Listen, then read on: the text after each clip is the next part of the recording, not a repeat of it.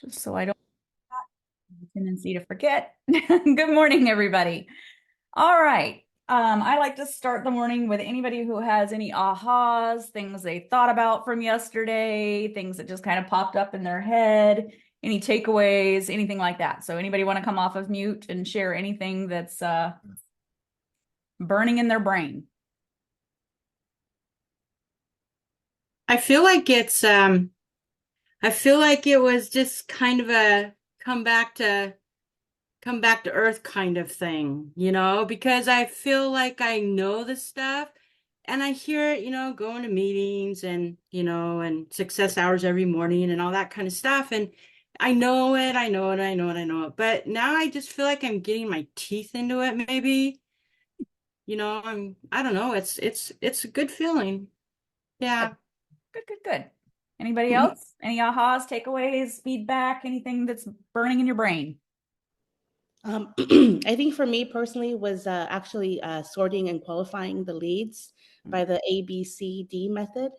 So I think I'm definitely going to be using that structure moving forward to hopefully, narrow down my database because I have over 250 contacts in my database where I'm like, okay, and it get a little overwhelmed sometimes because like I need to call them and I need to make contact with them, but then I don't know how to start or, or where to start. So I think what I'm going to do is just maybe go in alphabetical order and then just start tackling them that way. I love that. I love that. It's crazy to think it's something so simple as like ABC, right? Like Right. like when you look back at it and you're like, oh, hmm. Yeah. I like the apology script too that you had mentioned yesterday. I had never heard of that. And I have a few clients that I had met like at an expo where I had a booth. Mhm. And I just felt bad because I haven't followed up with them. So then I was like, where do I start the conversation? So I think I'm just going Say to I'm call sorry. and just use that apologize. What is it called? Again, Apology script. Yeah. apology script. Yeah. Yeah. I love it. Thank Okay, for you. anybody just joining last minute, we're just kind of going over any ahas or takeaways from yesterday, anything, feedback, thoughts, burning thoughts in your brain from yesterday. Anybody want to share? Oh, Robin, if you're talking, you're still on mute. You want me to? Yeah. Let me see if I can help. Sorry about that. That's Okay. okay. My question is, I sent my SWOT document, and I don't know if I explained it right. Could you give me the explanation so I can pass that on? Yeah, yeah. And you can take that first page that has all the explanations on it if you want to give that to someone, right? Inside of the business Oh, plan, it's that first, like if you want to make a copy of that for someone, that's uh-huh. probably a good way to do it as well. Oh, okay. So you're just like letting them know that you want them to give you an idea of what they feel your personal strengths and weaknesses are. Mhm. And I would say as relates to business, because if you sometimes you give sometimes you give that to your spouse and you get a little more information than you were asking for. Um, like, don't do the dishes enough. And I'll be like, that was not relevant Right. um, to this Funny. conversation. Thanks. Okay. Um, You know yeah. what? I passed by that document because I've got the SWOT, but okay. I didn't realize Yeah. the instructor, so I'm good then. Okay, good, good, All right, good. thank you. So just make sure you tell them business related, Business related. not Okay. housework. Thanks. Do you have a Anybody else? I Any I takeaways? do have a fear Okay. that, and my fear is that I mean, I've done classes before, and I signed up for the Workman Success Works, um, and I'm afraid that my follow through and I get all excited, and then all of a sudden I just stop. So Hmm. I'm afraid that I won't have the be able to continue the excitement and the momentum. I just don't want to go backwards. I've been backwards too many times. So So, okay, I love that. Thank you for being vulnerable and sharing that because I think a lot of people struggle with that. Um, so there's a couple of ways we could do that. One, you're going to get 30 days of somebody kind of holding you accountable. That's me and everybody on this call. So, because everybody's going to be able to see what you're doing. And 30 days is not necessarily enough to set a real habit, guys. Really, you're looking at a couple of months of really being able to do activities to set a habit. Um, what do you risk if you don't do it? Is going to be my question. Okay. What do you risk if you don't do it? It depends on, we didn't talk about this yesterday, and maybe we need to take a moment this morning to consider it. And it should be in your business plan somewhere, is why are you doing this? Why do you get up every day and do this? And we've been talking years. It's called the big why.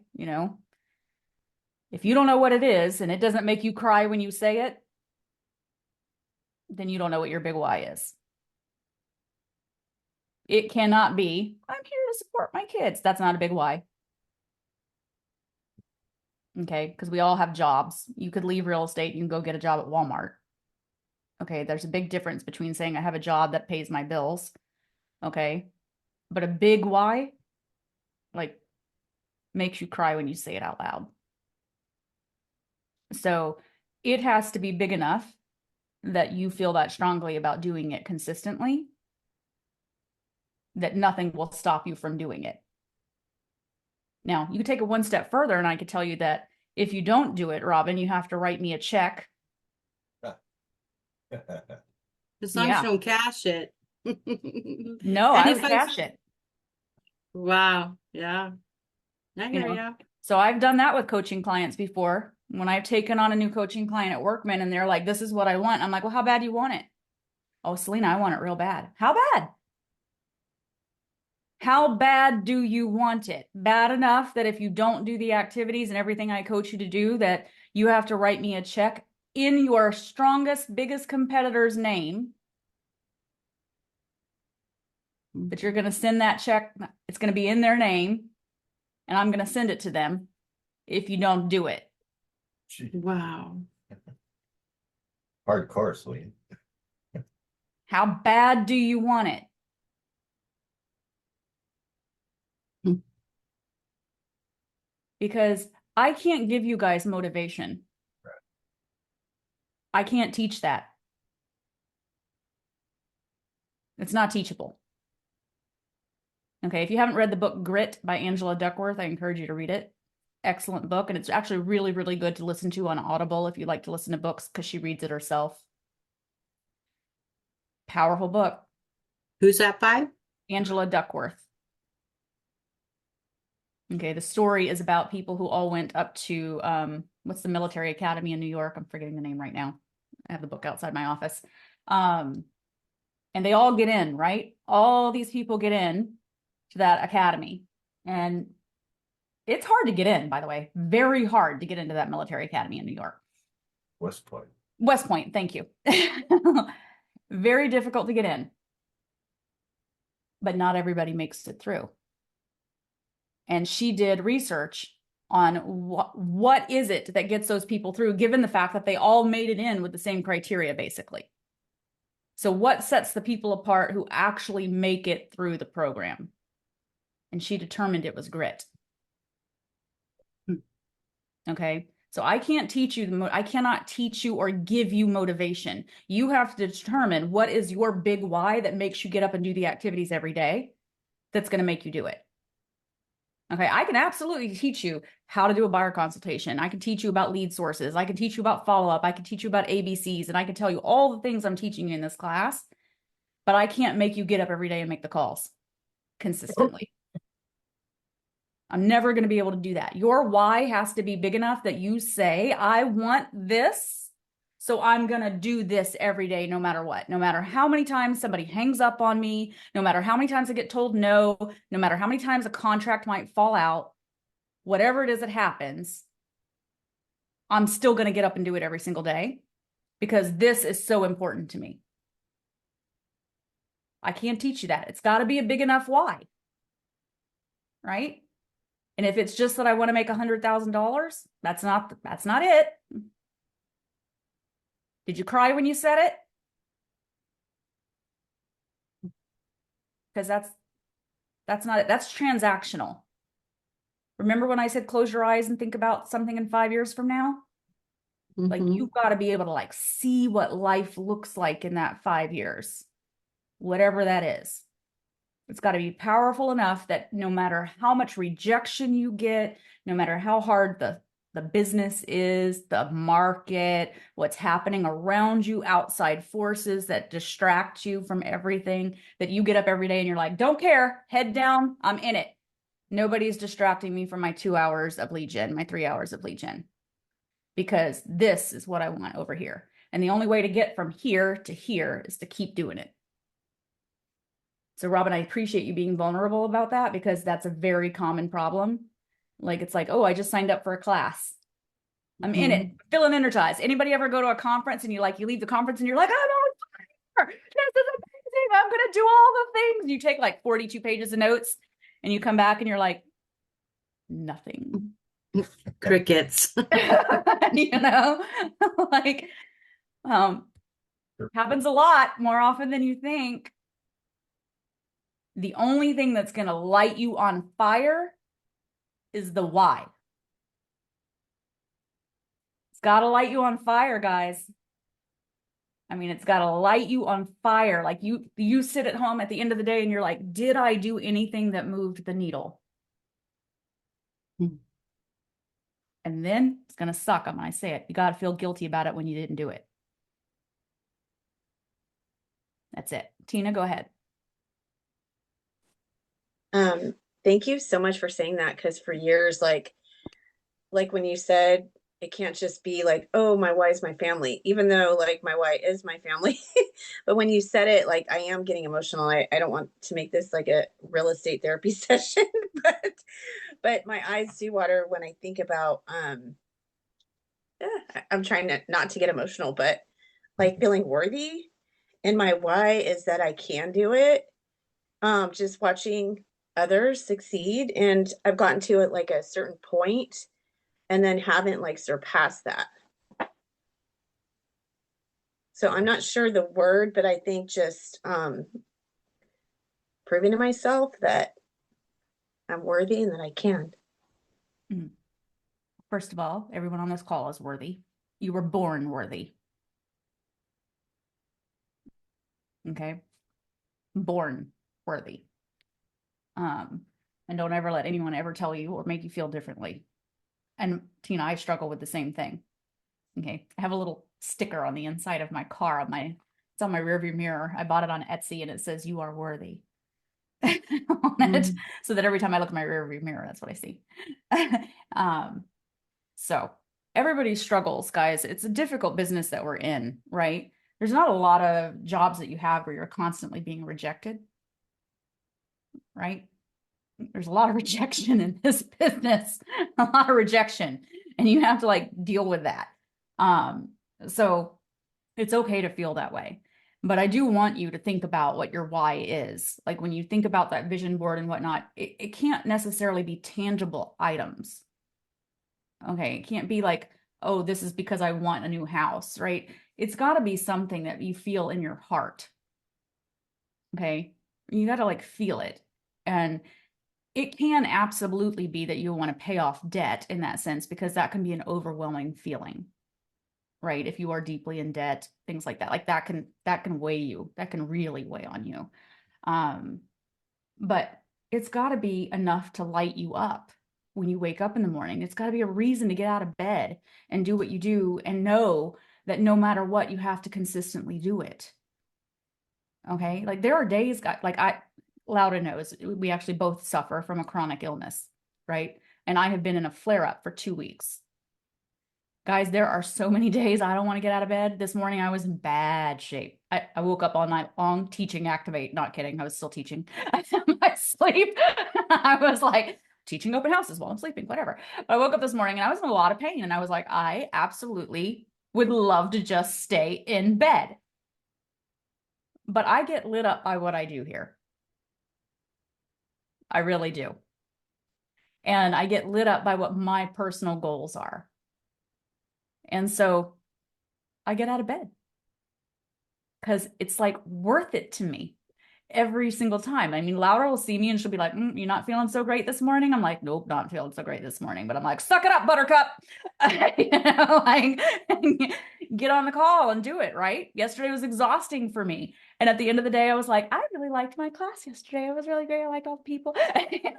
And that lights me up, right? So you have to figure out what lights you up. And that's your why. That's your why. And it can absolutely be, how many people do I want to help with their real estate goals? Because people freaking struggle with this stuff. Like, you think about people who help with probate, you're helping people who are going through what can be the absolute worst time of their life. All right.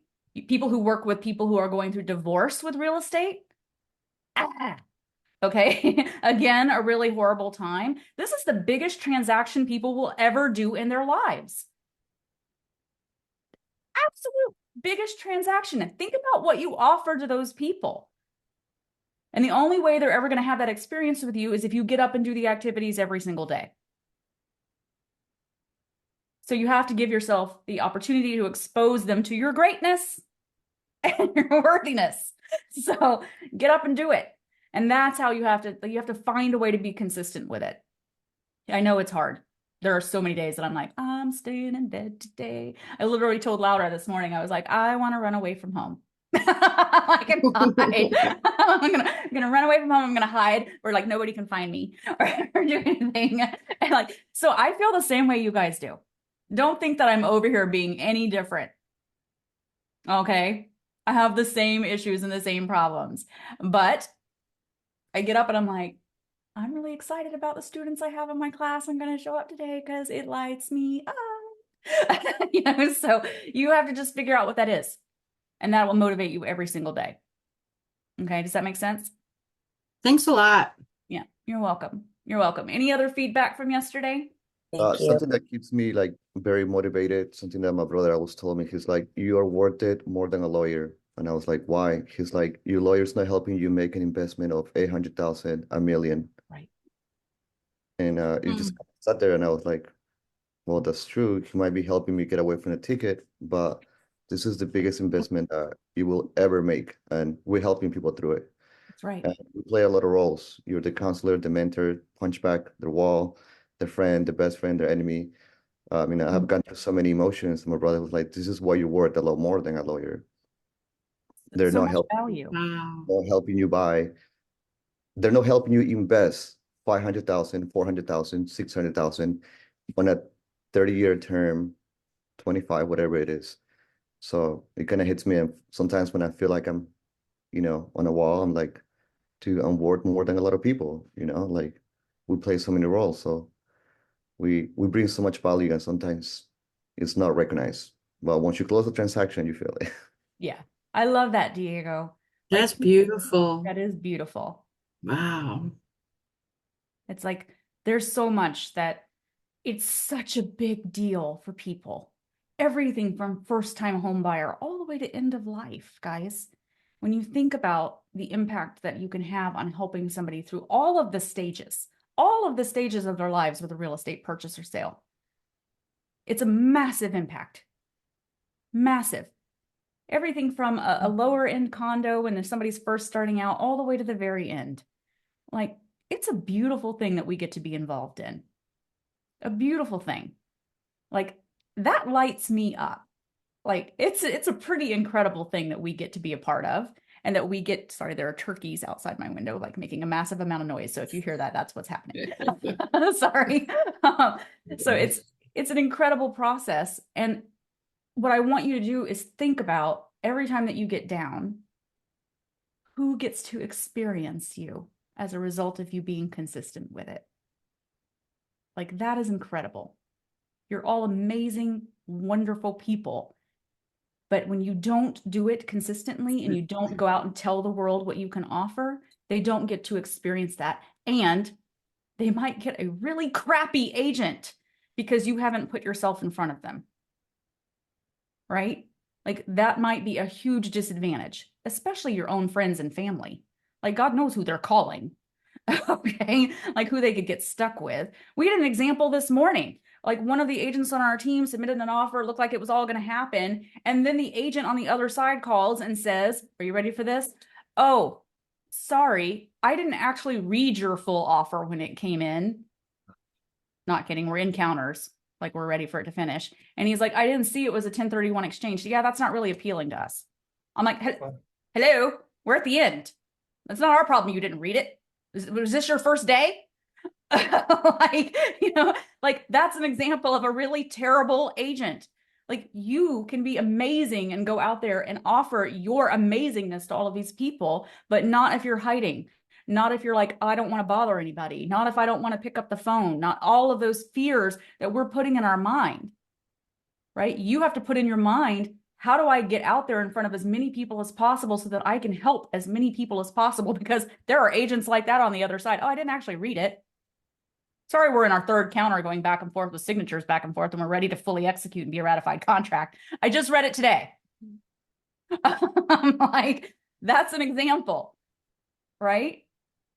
Put your amazingness out there. Get past the fear and be consistent with it. Be consistent with it because you can be amazing and you can put yourself in front of people so that people like that hopefully get out of real estate. Like, I was like, maybe you should think about another job.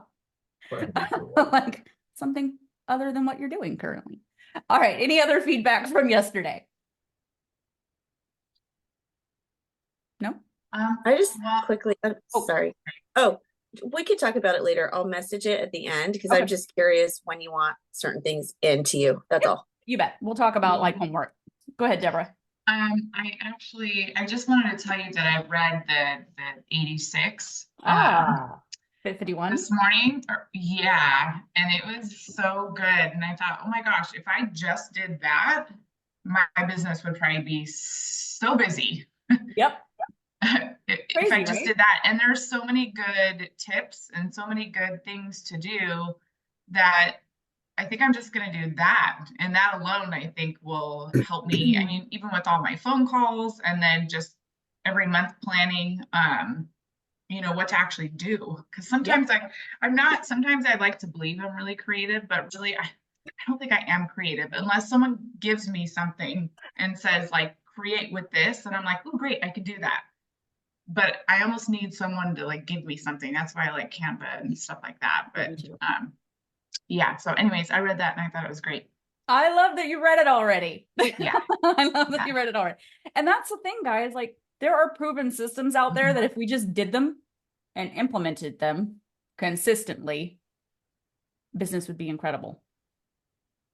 It's hard though. We get blasted, right, with so many things, right? And you hear like, oh, this lead and this, and if you did this and you did that, I'm like, hi, can we just pick something and do it? Can we just do it? Yeah.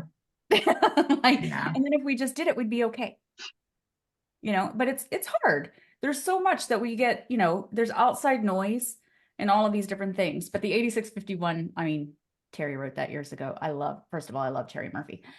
She's been in the industry for a long time and she's an incredible woman, but it's just the consistency behind doing it, right? Yeah, no, and I definitely think, I mean, it's only, was it 50 pages? Yeah. So really it's not that much, or 35 or something like that. Yeah, It's not that much to print out. So I'm definitely going to print it all out because I read it on my phone, but I'm going to print it out and just have it next to me all the time so I could start implementing it. Love it. It's good. Love it. All right. Anybody else before we carry on? Okay. Excellent. All righty. Starting with working with buyers. Selena hates them, but whatever. I don't hate them. I'm just an introvert. I'm like, I don't want to talk to you people. I want to start with open houses first thing this morning. So, and I'm going to send you guys again, like I usually do. I'm going to be sending stuff. I'm still working on that one spreadsheet. But I'm going to send you a couple of different things. A buyer intake sheet. We kind of talked about the sticky note yesterday. Does anybody here use a buyer intake sheet that you currently like keep in a file or anything like that so that whenever you are working with them? Okay. So I have one for buyers and I have one for listings as well. And it's just like a sheet for anybody who's still using paper files or anything like that maybe you keep. And it's just kind of, again, keeping notes on buyers, like if they were to give you their spouse's name or I like to ask a lot of questions as I'm getting to know people, especially at the consult. Like if I'm sitting down, and I am going to be stressing to you as we are moving forward in this class, the importance of doing a buyer consultation. Okay. As we move forward with everything happening with NAR, and I haven't had a chance to read the 5,000 text messages that Casey was sending me this morning. For those of you that don't know, Casey is my business partner. I help her run her EXP organization, and she is what we call an alpha in EXP, which means she has a very large organization. And she was on the alpha call, and I guess they were announcing a lot more stuff about buyer consultations and things this morning. So look for that to be being released from EXP, more information on what they're doing. But I was getting like bazillions of messages while she was on the call this morning. So I do anticipate we'll be getting, it looks like, yes, a new buyer agent toolkit coming our way from EXP. So I thought it was going to be released last week. You probably saw there was just a little bit of stuff that came, but it does look like we'll be getting more from them. But I do want to stress why this is really important, guys. This all came about as a result of people feeling like they did not have clarity regarding commission structure. Does everyone understand that? I know that there's a lot of confusion with what happened with the NAR situation, okay? It primarily came about because consumers felt that they did not understand how commission was being set and or paid, okay? That's how it came about. So what's happening now is they're trying to find a way to create more clarity. All right. Typically speaking, when you go to a listing appointment, the listing agent is discussing, and we're going to be very careful because this is being recorded. They are discussing a commission structure. And then we're determining how much we're offering out to a buyer's agent. Yes? Anybody here who has not done a listing appointment at all previously? I'm just explaining this in a little bit more detail. And that has been set on the MLS on what we're offering out to a buyer's agent. Okay. That is going to change. We believe, by the way, this is not set in stone yet. This has just been offered by NAR. This has not been approved. So I want to make sure everybody understands that as well. There's a lot of misinformation out there. It has been offered by NAR, not yet approved. Okay. So this is still in discussion. That will no longer be offered out on the MLS, where you could see that it was offering out 2.5%, 2%, whatever that was. It does not mean that there will not be anything offered to buyers agents. Okay, that is not what is being said. It just will not be advertised in that way. It does not mean that you cannot ask your buyer to compensate you for the work that you are doing. Okay? Yes, there are going to be people who are going to be discount buyer agents and offer that, just like we have discount listing agents. I'll do that for $500. Now, it's going to be up to you to show any potential buyer that you work with the value of working with you as a buyer's agent. If you are currently doing that on the hood of a car when you are signing documentation, how valuable do you think a consumer feels like you are? If that is how you currently present yourself. Not super valuable. Okay. So when you go on a listing appointment, are you doing it on the hood of a car? No. We prepare, we have a presentation, we have paperwork, and we do this amazing amount of work to show the value of hiring us as a listing agent. Yes? We need to consider doing the exact same thing as a buyer's agent, right? In New York, on the team that I ran there, by the way, we had 16 agents on the team. We were the #1 producing team in the MLS. I take a lot of pride in that. We worked really hard. My agents were allowed to show exactly one house without a full extended buyer agreement in place, meaning that they could get one signed for the houses that they were showing during that day. They could get it signed for that day. They were not allowed to open the door without one. Meaning they could get it signed saying, I am showing houses today to you, and it's signed for those houses for that day. Because a client might say, well, I just met you. I'm not sure I want to get married. We're going to date. Okay, so they would still do a consultation, by the way. They would come into our office or possibly on Zoom if they were coming from out of town. We would do a buyer consultation via Zoom in advance, right? Get to know each other, find out all of the criteria on that buyer sheet. What are you looking for? What's important to you in a home? Tell me a little bit about your spouse, all of the things, right? I know I skipped ahead because I said we were doing open houses, but I was on a roll. So we're going where we're going. All of that could be done via Zoom as well. So don't think that you have to wait for them to come in from out of town, sit them in an office and waste the time. We learned a lot during COVID. Yes, a lot can be done via Zoom.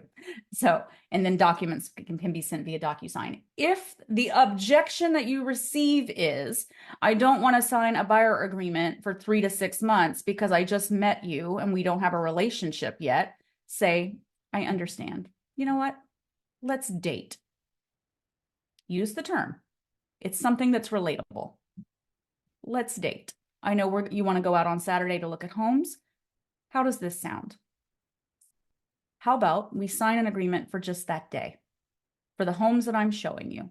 That way, in case you fall in love with something and you want to submit an offer, we've agreed that I have invested time and energy in that day, and I'm prepared to submit an offer for you, right? That makes sense. And we can move forward because I need that agreement in order to work with you. But I feel very confident that we're really going to enjoy working together. And by the end of that day, we're probably going to want to get married. So does that seem fair? We'll have the agreement signed for the day for the houses that we're showing, and we'll move forward from there. Go ahead, Deborah. How do we deal with the buyers that want us to, they want representation, but they feel like they can't afford to pay on top of coming up with their down payment and their closing costs? Now they're going to have to pay me $17,000 You're to going to go open a house for them and negotiate a contract. Like, I know that's most likely not, I don't tend to explain to my clients that that's exactly how it's going to work, because I will try to negotiate my commission within the contract. I'll explain that to them, but a great question. For some of these buyers that are just like, you know what, I mean, some of them right now, I know, because I've talked to a few that are like, you know what, with everything that just happened, I think now we may just end up having to go to the listing agent because we don't want to end up having to pay. Okay, so let me explain it to you this way then. You're always going to tell them that you're going to try to negotiate it in the contract. All right, always. But I'm going to give you a very clear example. And guys, this is going to take practice, and I want you to practice it. We have a professional fee. If it's 2.5% in your industry or where you are currently living, then it's 2.5%, and that's in your contract. If it's 3%, put 3%. In New York, ours was 2.5%.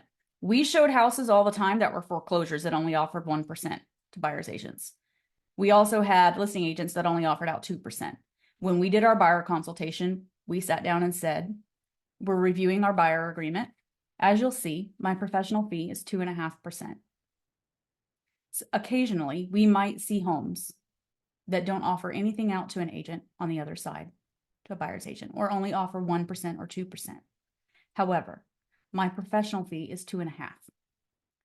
In the case that you decide to make an offer on a home that offers less than 2.5%, it would mean that you would have to come up with the other percent to make up the difference for my professional fee. Now, I will always try to negotiate it in the deal. I will always go to the listing agent first. We will work it into the contract. However, I can't guarantee that that will happen. I will tell you that these are all of the things that I offer to you as a buyer's agent and the value that I bring to the table. And guys, that's a menu of services. And if you don't have one, put it in your consultation. Okay, there's like 9,000 things out there on social media right now that talks about all the things that buyer's agents offer. And I'm happy to give you a copy of the one I just created for our team. I'll give it to you. And you can edit in Canva. I took it and I just made it and I threw our logo on the top of it. And showing them what you offer for that consultation fee. Guys, we always got paid 2.5%. We sold foreclosures out our eyeballs over there that only offered out 1% or nothing. And the buyers paid the rest of it. It's confidence. You go into it, guys, if you walk, I'm going to give you this example. I don't think I did it yesterday. I think I did it the other day on our team call. When you go to the doctor's office and they hand you a bunch of forms to fill out before you can go back and see the doctor, and they say, fill all of this out, you sit there and you fill everything out. And there's actually a page in there that says, we're going to follow your insurance. Okay. But for anything that insurance doesn't cover, you are personally liable for. You fill it all out, don't you?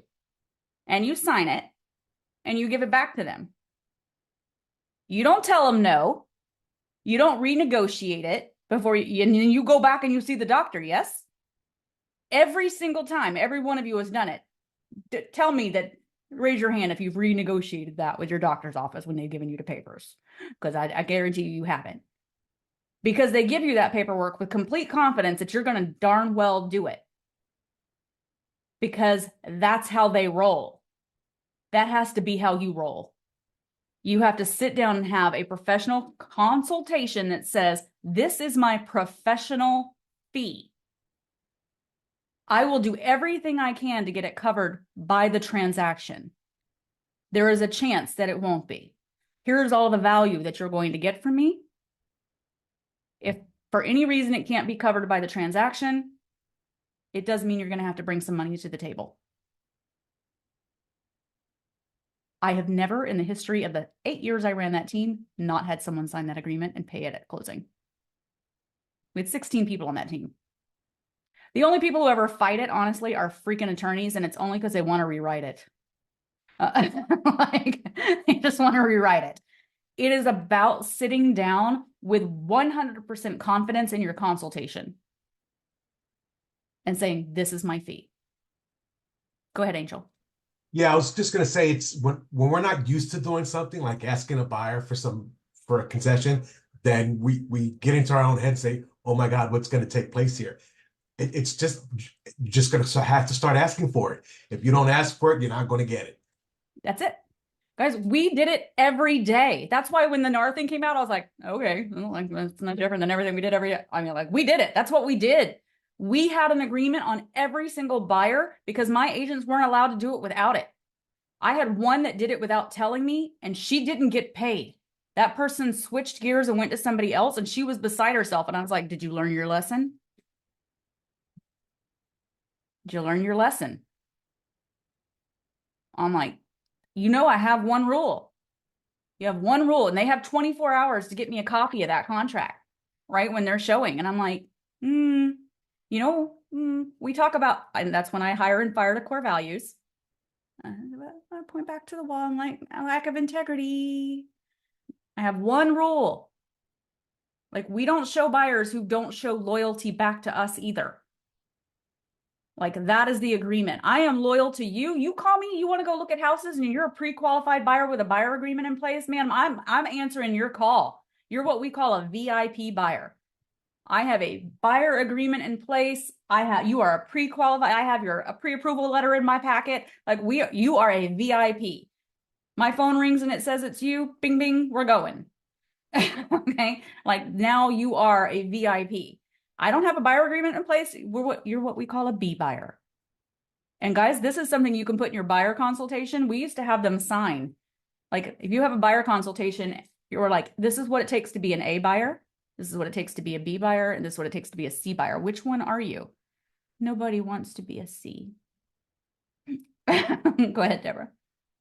What do you suggest? I work with 2 investors, and those investors that I work with also work with other agents, so that are like different areas. Yep. What do you suggest I do with them? Because Yep. That's very common.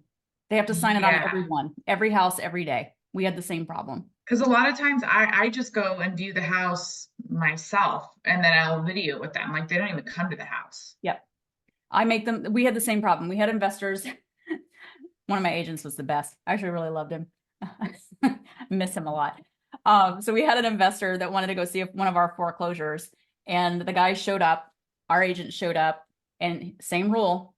You have to have it for that house, right? And the investor came in and he said, listen, I know you guys don't do consults because you're an investor client of ours, but Selena said, I have to get this signed before I open the door.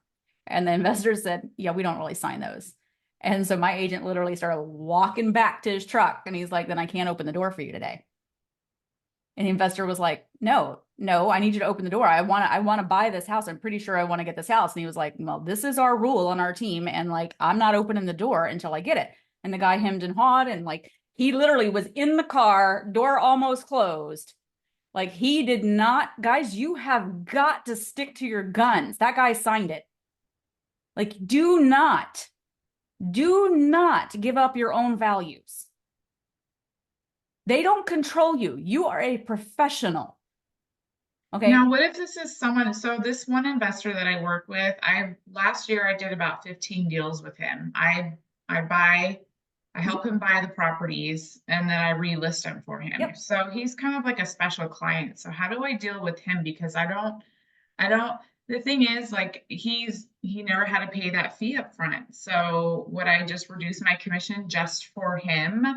Because I know he's not going to want to pay the 2.5% and then also pay me to list It's too. totally up Like, to you. There are always going to be extenuating circumstances where when you yeah. have someone like that, you can make an adjustment based on your relationship, right? Okay. There are certain people who say if you list and buy, I'll adjust my commission as well. Like they offer Yeah. a rebate. So take your relationship into consideration if it's a Yeah. long-term client or an investor like that. Okay. Yeah, absolutely. What I want you guys to understand is that you cannot be afraid of what's happening. Yeah. Okay. This is going to be you practicing a buyer consultation with absolute certainty that you are worth what you are earning. Okay. Buyers are going to want someone who is going to be able to show that they are going to negotiate on their behalf, right? You're not a door opener. Okay. You are not a door opener. You are doing research. You are checking in on the houses. You are checking in on the comps. Yes, of course, you're opening the door for that, but you have done the research. You are researching to make sure that they're making a really good offer, if that is the house that they want. You are talking about inspections, if that's the case. You're negotiating on that behalf. Like, there's so much that goes into this, and you have got to show them that, but you have got to be able to sit down with certainty so that they have no problem paying that fee if that's what comes up. Because they're saving me money at the end of this, right? That's what has to come across their mind. Like, this is the biggest transaction of their life. They should have no problem signing that piece of paper. Okay, so I want you to get out of your head. And if they don't want to sign it, you have to be willing to walk away. Isn't the situation, I mean, investors aren't immune to what's going to happen. Nope. They've got to adjust what they're going to be doing, and you've got to let them know, like, you're just not immune to this. You're a buyer and you have to sign. Yeah. And like the buyer A, B, and C, Robin Morris. So that was kind of what we talked about yesterday. It was like what identifies you as an A, B, and C. I sent that over yesterday. Like, and so for us, when we say buyer, and I said it has an appointment, when we put it in our buyer consultation, all we did was say that not only do you have that appointment that you're meeting with them for a buyer consultation and showing homes, they have to have a pre-approval letter as well. Like, that is what qualifies you to be an A buyer. We call those our VIPs. People all want to be A's then. They're like, oh, I want to be an A. I'm like, great, I want you to be an A too. Go talk to a lender.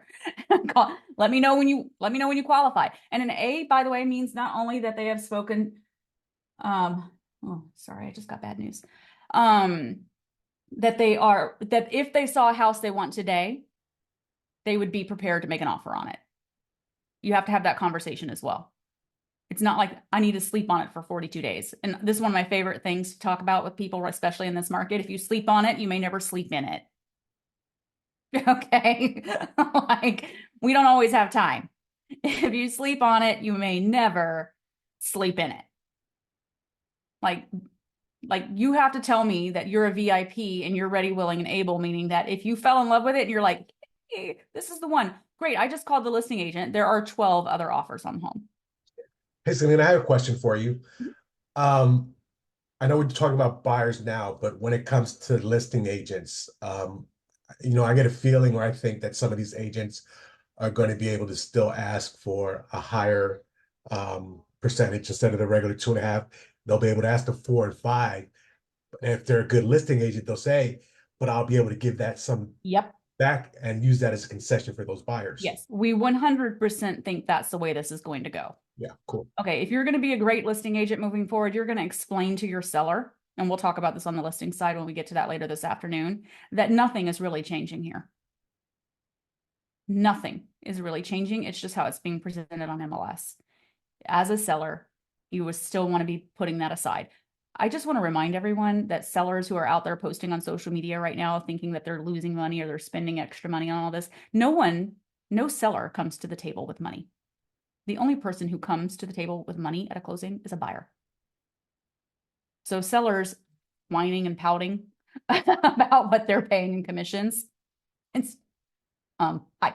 The only person who comes to the table at closing with money is the buyer. So let's just be clear. If we arrange it in a little bow for them in a little package, they think it's a Yes. good thing. So Yes. So when you're doing your listing presentation, honestly, you should be speaking to your seller about still doing the exact same thing we're doing, and we are going to be putting that aside, basically, so that when the buyer agent comes to us to negotiate commission for on the buyer's behalf, because the buyer agent has an agreement with their buyer that says they're going to earn 2.5% on it, it's already built in, right? We've already taken that into consideration. Nothing has changed except for the way it is being documented in the MLS. So nobody get afraid. It's kind of like seller put the shoe on the other foot, because where are you going from here after you sell your home? It's Yeah. going to be the same conversation. Exactly. It really is. Yeah. You know, it's just a very interesting thing. Yeah. I'm sorry, 1 second. I just have to send something. To be honest, I think it's creating a little bit more confusion, because I think having the selling agent's commission in the MLS explain things a little bit more, you know? So I feel like this is going to bring, I mean, we're going to have to clarify how it's all going to work out. Obviously, something has to be set in stone, and that'll be in July. But I really do feel like this is going to bring more lawsuits, to be honest. Because there's going to be a whole lot less clarity, unless us, agents, which not everybody's going to, gets really good at these buyer consultations, explaining everything, which a lot of agents don't. And same thing with the listing agents, Yeah. So I don't know. I think it's going to cause a little bit more confusion as a whole. I think it's going to be confusing for a while before it starts to clear out, right? There's so much garbage out there right now that is just clouding everything up. There's a lot of garbage. Okay. And I think it's going to be, again, about you practicing and you being as clear as you can be about the value that you present to both your clients on both the sell side and the buy side. And that is really what they're looking for at the end of this, guys. The lack of clarity, really got to do something about this window. I look angelic though. The lack of clarity came in from people feeling like there wasn't value. At the end of the day, that's where this came from. That's really what it came down to, with people feeling like they had been cheated in some way or that they were not receiving value. No one would have complained if they felt that they had gotten value from what had happened. Okay. There are a lot of agents in this country. Not all of them are good. Okay. So that is a big part of the hiccup. So, okay. So getting back to something to add on to that as well, Selena, because I've done plenty of transactions with different agents, and I was really surprised with how much sometimes they're hands off. They just give everything to the transaction coordinator, and they're like, okay, I'm moving on to the next deal, and then the transaction coordinator is pretty much in charge of everything else, and then the agent doesn't answer the phone when it comes to negotiating anything like repairs and all of that. Like, I just think it's unprofessional, and so I think that's where a lot of that comes from, is that there's a lot of agents that do that, unfortunately, where they just kind of go hands off after they get a contract accepted. I've never agreed with that, and then also a lot of agents, they pass on the cost of the transaction coordinator to their buyers. I never understood that. Like, how do you make the buyer pay for your transaction coordinator fee? That's a professional fee.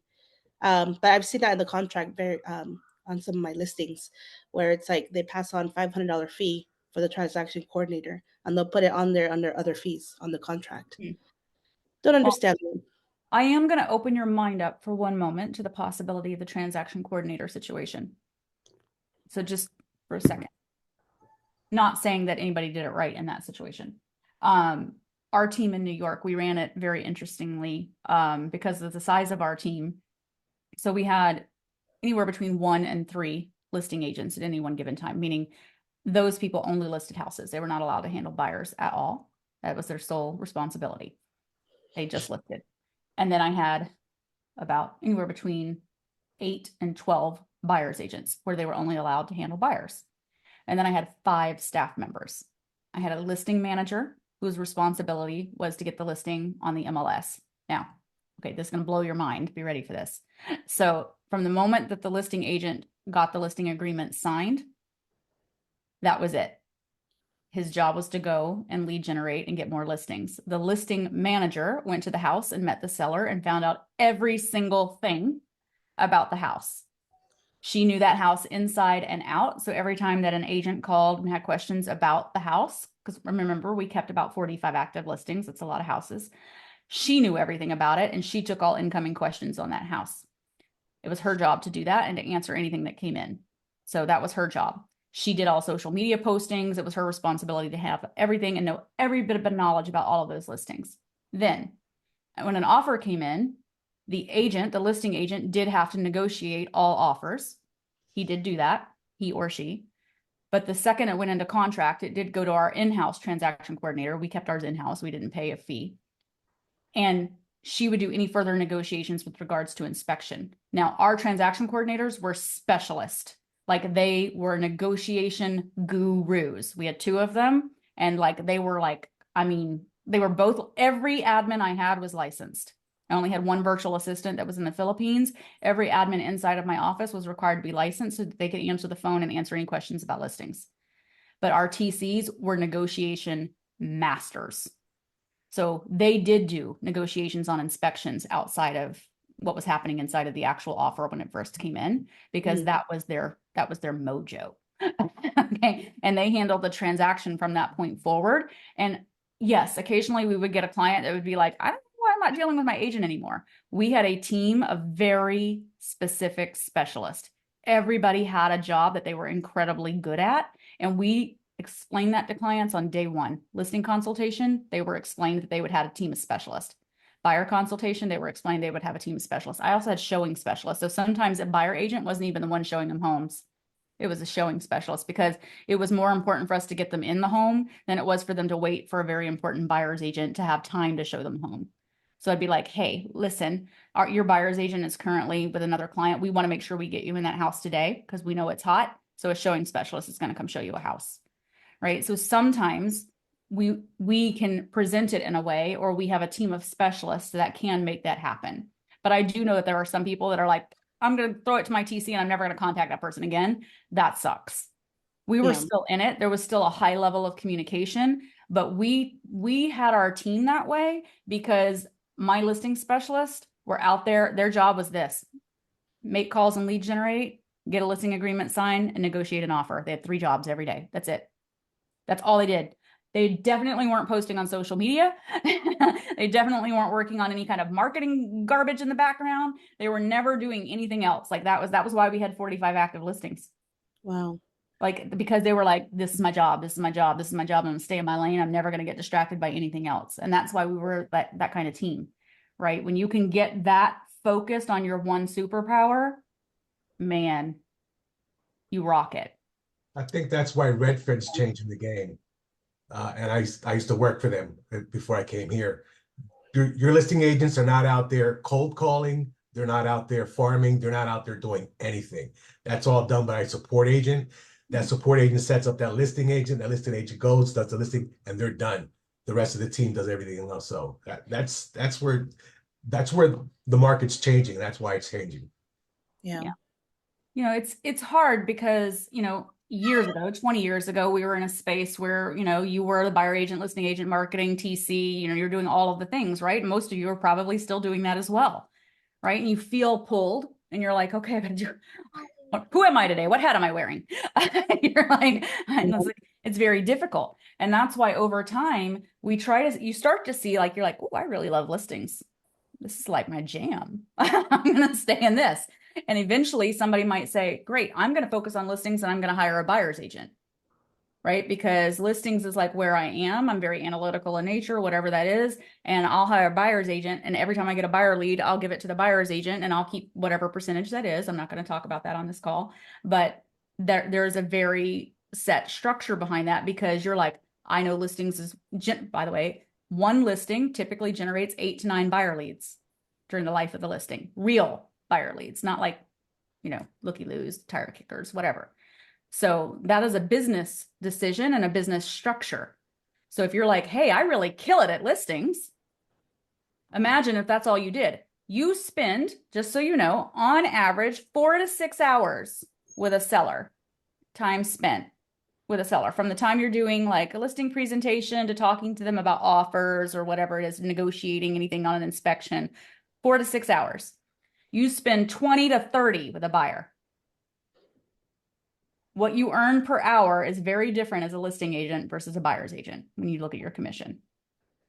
Very different. Very different. The money is made as a listing agent. Outsourcing to a buyer's agent, you decide as you're generating more listings in your business is more advantageous because you're like 20 to 30 hours with buyers. Unless you love it. Then you got to go the other way. Okay. So think that through. I love it. Thank you for, I've never even heard of something like that. That's the first time. So yeah, most people don't think about it, right? Because we're just in it. We're like in the soup of it. We don't think about how much time we spend with one versus the other. Right. Buyers take a lot more time. A lot more time. So you're earning a lot less per hour. You need to be earning $350 an hour, guys, if you're doing the math, minimum. $350 an hour minimum. This is why we talk about if you're doing $12 an hour activities, stop it.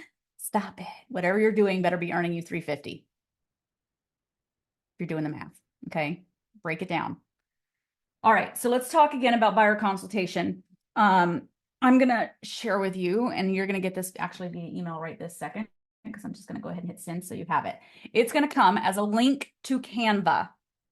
Okay, if you don't have Canva, it's a free, you can set up a free account. It's going to be a view only link. Then what you'll do is just hit file, make a copy so that you can make it your own. So I'm sending it right now. Okay, so now you should all start getting that in your emails. This is the one that I mentioned that I just bought off of Etsy and then EXPI'd it. So if you're not currently with EXP, you can change anything you want on it. That is okay. Hang on one second. Let me make you guys bigger so I can see your beautiful faces still over here. Now that I'm sharing my screen. Why is everybody off camera today? Hello.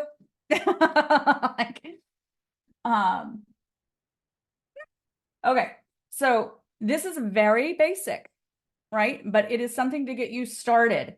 Feel free to go out on Etsy and see if there's any pages that you want to add or anything like that. But actually, let me make sure it fits on the screen. Do not overthink your buyer consultation. Remember that most of what you're doing with a buyer consult is sitting down with them and finding out what's important to them. But I want you to have something, because showing up with nothing just means that you didn't prepare and that you don't really have anything.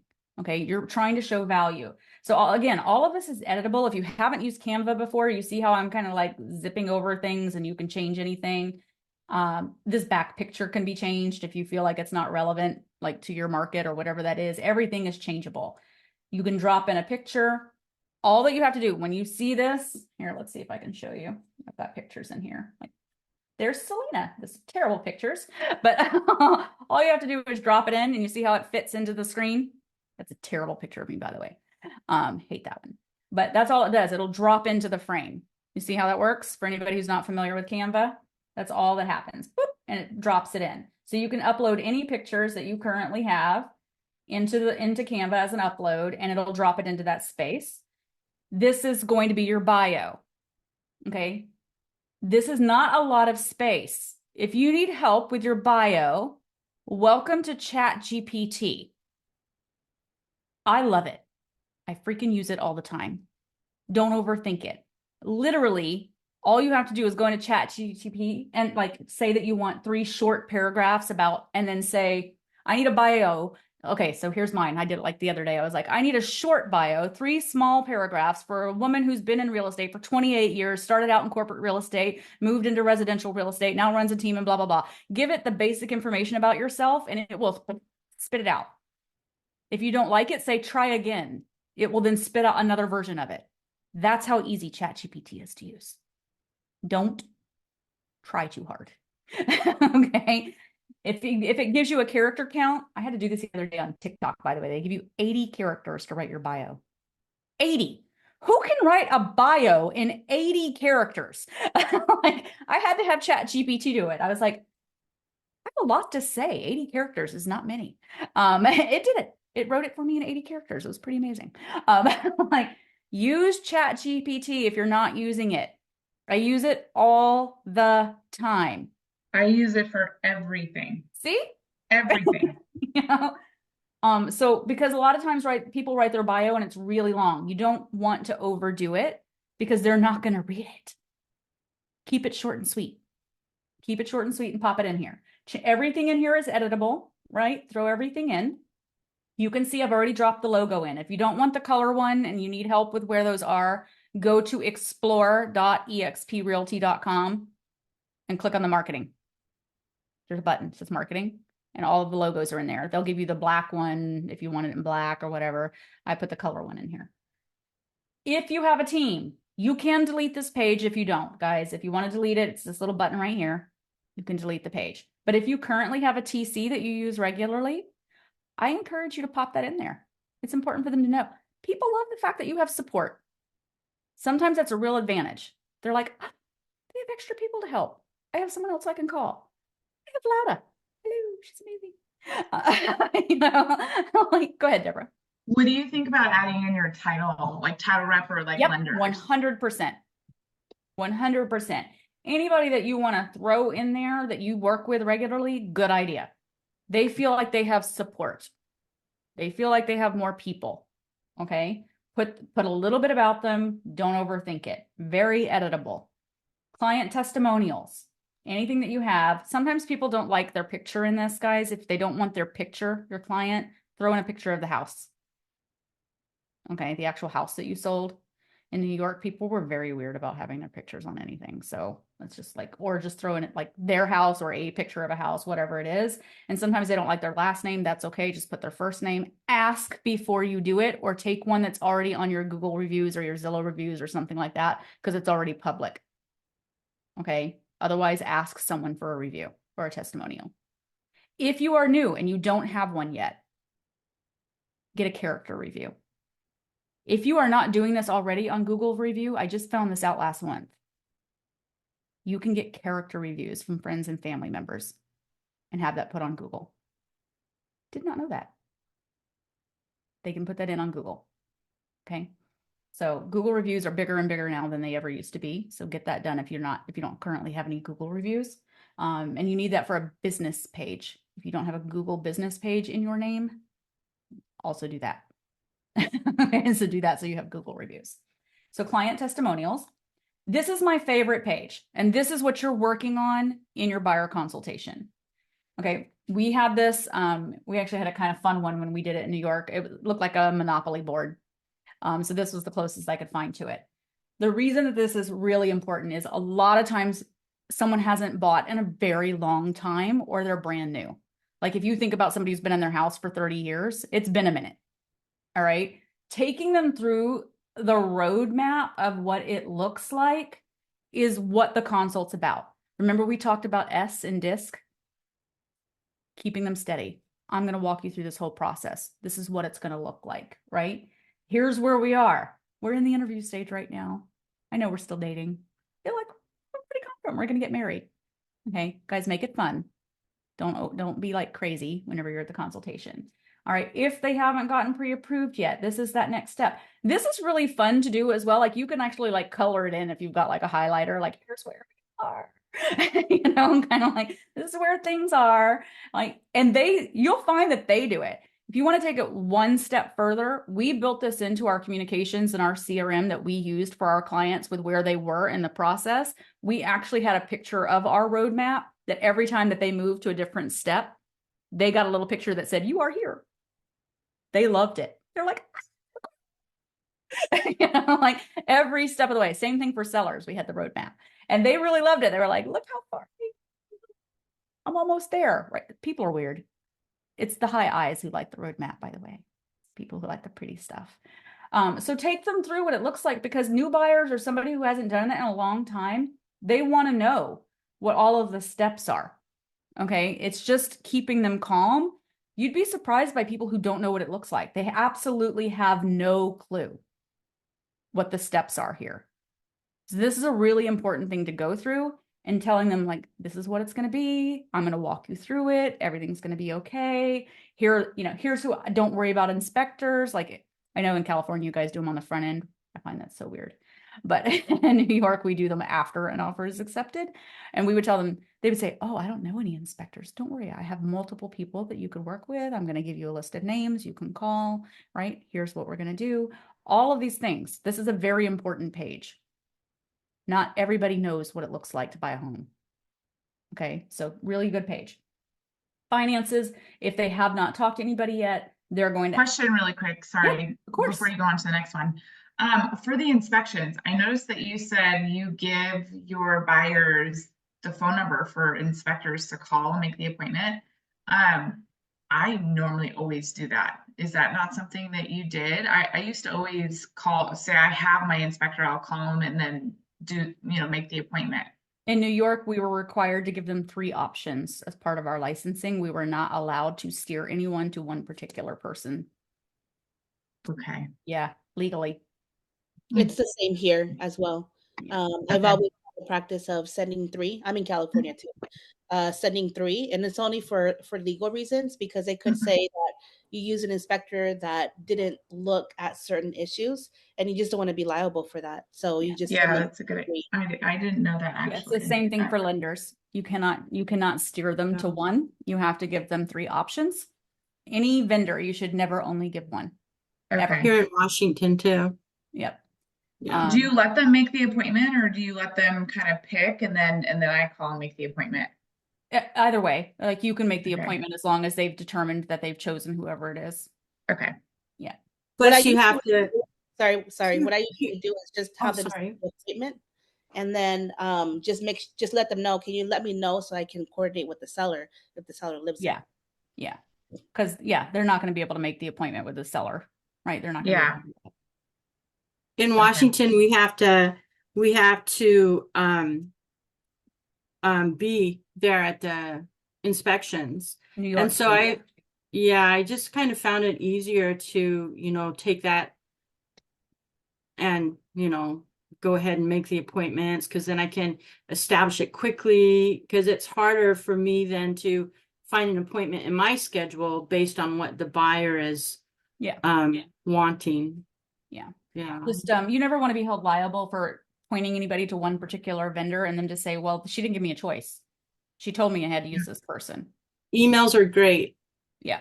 And ours was standard. Like we would send either we could give them, we had like a book of vendors as well. Like we would give them, like, especially for a buyer, because a lot of times they were looking for somebody and it had like painters and carpet people and things like that. But we would send emails as well that said, here's a list of lenders that we have, and it would give like 3 to 4, or here's a list of, inspectors and things like that. And depending on what they needed, because sometimes we had pool inspectors too, right? If there was a pool. So it'd be like, okay, here's a list of pool inspectors you can call. And then they would just let us know which one they chose. Sometimes it was all about money, and sometimes it was just about availability. That inspector might not be available for 3 weeks. Right. So they would call and be like, oh, well, you know what, I'm going to choose this one because he was $100 cheaper. That's up to them, because as a buyer, we have to take into account what they can afford as well. So it's entirely up to them. So always be working on your vendor list, guys, that you have multiple options. Always. Right. We're always adding and removing as well. Like if you have a really bad experience with a vendor, hey, whoa, pull those puppies off. Okay. Do not be recommending those folks. Actually, Laura just worked on a vendor list for me recently that we did in Canva. I found it on Etsy. I was looking for a good template, and we had our vendor list, and it was in this terrible looking spreadsheet. And I was like, I am not sending that to anybody. And I gave it to Laura, and she did it all in Etsy for me. She's a wonderful person. So outsource. So finances, again, this is just kind of letting them know kind of what is going to happen in finances. I try not to speak too much regarding loans. I ask them to talk to the lender, right? We don't know what their personal situation is, but I give this to them so they know what to expect. Like, here are the things, like, you should definitely speak to your lender about any discounts or loan programs that are available for you based on your personal financial situation. But I want them to have this page, because this is going to be something that they should be speaking to them about. Remember, this is something they're keeping. You're going to print this on high quality paper. You want to take it one step further? This is what we did. And you do not have to order special folders that you get done with your logo. Like we were a very high producing team and we made a lot of money, but we ordered black glossy folders off of Amazon. And then we printed our logo on stickers, high quality, in our office. And we just popped them on the front of the black glossy folder. And those were prepared for all of my buyer's agents. Every time they needed a buyer consultation folder, they just came into the office and they'd like grab 5, kept them in their car, or, you know, had them in the office or whatever. This was always ready because you wanted to be able to give the folder to the the buyers whenever they came in, right? Don't think you have to spend a ton of money. People loved them. We had this stuff in there. We had maps. Like we actually printed, we got online and I think it was like $10. We bought a map of the area that we primarily serviced. And then we had a big like commercial printer in our office, but you can go to Staples and get this done. We had it printed on 11 by 17 paper. Okay, because sometimes they just like to have a map to look at, like generally where they're looking. And it was folded in trifold and it was inside of the thing. Think about everything a buyer might want when you're doing a consultation. Like sometimes like they haven't even figured out where they want to buy yet. Right? So having a little map of like the general area of where you are. By the way, we covered 5 counties. So I actually ended up doing it by county after that. So an agent could come in and pick which map they needed by county. And then we actually covered Connecticut as well. So it depended on what they needed. But like, think these things through. Like think in your mind if you were buying where you live right now, guys, and you have to get out of your own head because you're in it. But like sit back for a second and think, what would I want in that folder if it was me? Especially if you're coming from out of state. Okay, so stop and think, a map would be super helpful. Like that would be really good, right? Think through those things. Okay, again, this is finances. This is just letting them know what to expect, like what that person is going to tell them. If you have anything from your lender that you use regularly, like they also have that they want to put in it, we did that as well. We had a couple of lenders that would give us little inserts to put in the folder. The 3 that we worked with most of the time, you can also drop that in there. Also good to put in. See, here we go. My recommended lenders already prepared for you. So you can drop in their little pictures. The folders that you're talking about, the black glossy ones, did they have like the 3 holes so you can like put them together, or just the 2 pockets? It was 2 pockets, and I don't even know if I can still find them anymore. And they had a little thing. Yep, there you go, right there. They had the thing for your card. Look at her; she's already got it up. Okay. They had the thing where you could put your business card in it. Okay. Which was beautiful. And all we did was on the very front of it, we had we bought a sticker that was about that size. Like we just got on Staples and we bought stickers that we could run through our printer, and we printed our logo on it on the very top. And then our admin would sit there and just stick the stickers. I made them use a ruler so it would be straight. But they would sit there and prepare all of the folders, so that I always had anywhere between 30 and 50 in the office at any one given time. And if they saw it was getting low, they would just make more folders, right? Because we were seeing buyers all the time. But the agents would just come in and grab what they needed, right? They're like, oh, going to see a buyer today. Got to grab a folder. Very easy. We had a very clear buyer consultation prepared for this. Now, obviously, if anything changes, let's say a lender retires or you decide that you're not going to use it anymore, then yes, you have to change this. And you're like, oh, I got to change what's printed. It's got to come out. But this is all editable, so it's very easy. So you can drop in and out anybody that you have in here. And again, this is all very basic, right? But this is more than most people get. I want you to remember, most buyers get nothing. Okay? They get absolutely nothing when they are being shown a home. And if they're new, this is an important page. What other factors influence your decisions? School zones, distance to work, neighborhoods. Let me tell you why this is important. Chances are you got a buyer lead and you were speaking to one person. You get both of them at a buyer consultation. You find out that what one person says is important to them in features is the exact opposite of what the other spouse says. Fun times. It's fun times. My favorite thing to do is when they both come up with this giant list. It's my absolute favorite thing to do. If you're in an office that has a computer or a screen that you can connect to, and you put all of those things in the market that they're looking at and the price point that they're looking at, and it comes back and the MLS says there are 0 homes available because their list is so big with the features. I'm like, so we might need to talk, because the wife wants these 5 things and says they're the most important. The husband says she wants these 5 things that he says are the most important. And they all want it under $400,000 in Mission San Jose. And I'm like, MLS says 0. So we're going to need to like give up some things or raise our price point, right? So we're having a very real conversation at a consult before you ever get in a car and start showing them homes that will never meet their criteria because they're having unrealistic expectations. This is why we do a consult. Because they actually haven't even communicated. The wife will be like, you want a pool? I don't want a pool. Have you lost your mind? Who's taking care of a pool? They haven't even had this talk.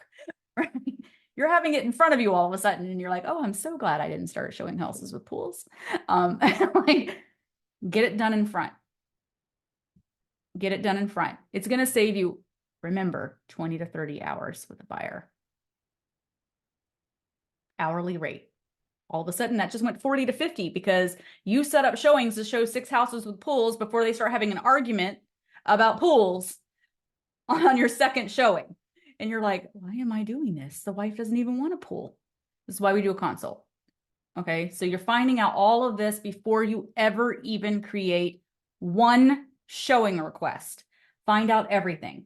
What are any deal breakers? And ask them to be really serious about this. Okay, number of bedrooms, usually a deal breaker, right? Fenced in yard because they have little kids, deal breaker. Is it really though? Can we get a fence installed? Have those conversations. Okay, really important to do it at the consult. Again, it's kind of just another one, must have home checklist. This is them becoming aware. People think they know what they want until it's written down in front of them. And until you pull it up on the MLS. You're asking as many questions as possible. Yes, ma'am. Do you, after you're done with your buyer's presentation, do you take these papers with you? I actually take pictures of it. Okay. And then keep it, because sometimes they go back home and they look at it and they're like still talking about it. Okay. So I usually just take pictures, or if I'm inside the office, I just take a quick copy of it. Okay. Just these pages. That's why I don't put them in any kind of binder or staple it, guys, because you can just take the pages and make a copy if you're somewhere that you can. So don't staple it. Don't do anything like that. Make sure that they're loose, that you can say, let me just grab those real quick. I want to make sure I add it to my file. Okay. Same thing on offers and negotiations. You're letting them know kind of what is going to be needed. Okay. Again, some people will know this. Some people will have no idea. The idea is that you're educating them. You're preparing them. You're showing value by giving them this information. It's breaking it down for them. You guys can read all this. Here's what happens in the inspection period. Some of this is going to be relevant for you. Some of it's not. Some people actually redo inspections. We just had that happen. Again, home inspectors. Great place for you to drop it if you have it. You notice, Deborah, that there's more than one. And this is why. How to prepare for closing day. All of those things. This is a nice little quote. You'd want to put your name in there. Make it look like you said it.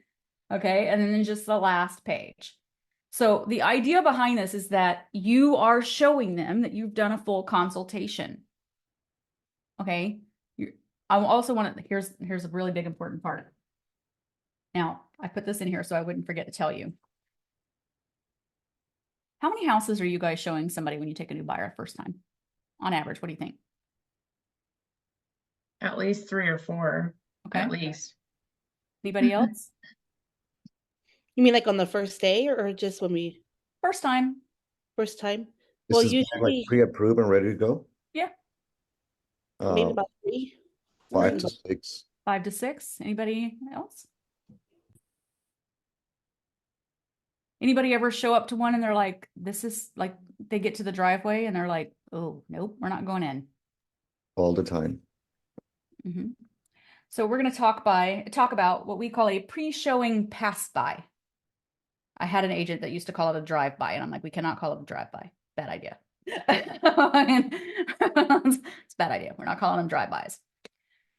So I knew it was another team. It was actually our biggest competitor there. And we were great friends with him. He was always right under us and like biting at our heels. So it was always great to have that competition. They would not actually show any buyers a home until all of those homes had been passed by. And we started implementing it. The buyer had to go and drive past every one of those houses before we would set up showings. Because most of the time, and here's how we would present it. We want you to go by and take a look and also spend the time driving around the neighborhood so that you can just feel comfortable before we make the appointment. There's a reason for that. We will be on a very tight schedule on the day that we do showings. Sometimes you're going to want to spend more time in a home versus the other, and we won't necessarily have time to drive around and see what the neighborhood looks like in order to see the next home on time. So please go do a pass by, come back to me. I know you want to go look at 5 homes, and just let me know if you still want to see those 5 homes, and then I'll set the showings. Almost always they come back and they're like, we discounted 3 of them. Save yourself the time and earn more per hour. They show up and they're like, did you see the driveway? I'm not doing that. Or we drove around the back. There's an in-home daycare behind that house. We are not moving there. Like, let them do their homework. Tell them why. Okay. Do not waste your time on showings. Okay. Now I had an argument in the last class and someone was like, but that's what we do. No, that's not what you do. That is not what you do. Okay. Let them see the value of going and doing that homework. Explain it to them and say, I want to make sure that you feel like that is even the neighborhood you want to be in before we waste your time going in the house. Like, this is not just about my time. It's about your time. You may not like that neighborhood at all. You may look at the house next door and it may be a total junkyard. Okay. If they're out of state, they have to Google Street it. Okay. Like, they have to walk it. They have to walk it like they're on Google Streets. If you don't know how to do that, Google it. Because there is a lot of power in doing the drive-by or pass-by. I'm still calling it a drive-by. I gotta stop it. I love that you said that because I had one wife that refused to get out of the car. She was like, I'm not getting out. I'm not getting out of the car. This is horrible. And the husband was like fighting with her. And she was arguing with her, was like, we're already here. Let's just go. I was like, no, if she doesn't feel comfortable, going, we'll just go on to the next house. But I love that you said that because now I'm going to start doing that. That's such a good idea. Tina, go ahead. Hi. Maybe I'll get help after, but the Canva, I pulled it on my it went straight to Canva and it says view only. Yep. And then it had me request. Nope. Okay. So here, hang on. I'm going to pull mine. Am I open? Yeah, I'm open. Yeah, Okay. you're open, but mine says view only. Yeah, it's going to say view only. Then what you're going to do is go to file. Oh, I can't. And make a copy. File and make a copy. Yep. Okay. And then now it'll open up a new version of it that you'll want to make your own, and it'll let you do it and you can edit. Oh, make it your own? Yep. Okay. So you like file, make a copy. I never got the email. What'd you say, Angel? I never got the email. Am I in your spam again? Oh, your email does not like me. It's like denied. Well, I gave you my personal email, then I changed it to my work, but it's not coming in my work either. Let me check if it's my spam there. Okay, Laura, can you just double check? Because I think I updated it yesterday, or you updated it, and then I sent it to a new one. And you're in my spam in my. I am again, man. In my work email. Your email. I will send it now. It's okay. All right, got it. No, he's got it, Laura. He's got it. I was just, his email doesn't like me at all. So you can see, like, I just did a copy, and see now it says copy of Activate. Now I'm sorry, I lost you. File, make a copy, then click own. No, so when you hit file, make a copy, it'll immediately open up a second version that says copy of Activate. Okay. And then now you can name it whatever you want, but that one will let you edit it because it's now yours in your own Canva. Will it come out like with the little grids if you don't buy into Canva? No. No, Okay. Canva doesn't cost anything. Like if you're wanting to use the free version, it only costs like if you like do like a ton in it, like we do, like we pay because one time I did a listing presentation and then it wasn't printing. It wanted me to buy like like $34.99 for the copy. Mm. It was really weird. So I'm almost wondering if it's worth the investment. It's like $15 a month to just get Canva. I pay $12.99, Oh, $12.99. It's Yeah. probably worth it. but we do a ton in Canva. It Okay. is Yeah. worth it. It's It's so worth Okay. it. And you have to download a copy if you want to print it yourself. And it'll give you options on Yeah. how you Yeah. want to, like, you could do it as like a JPEG or a PDF, depending on what you're doing with it. Yeah. You So can use here, it for social media or if you're going to send it for printing.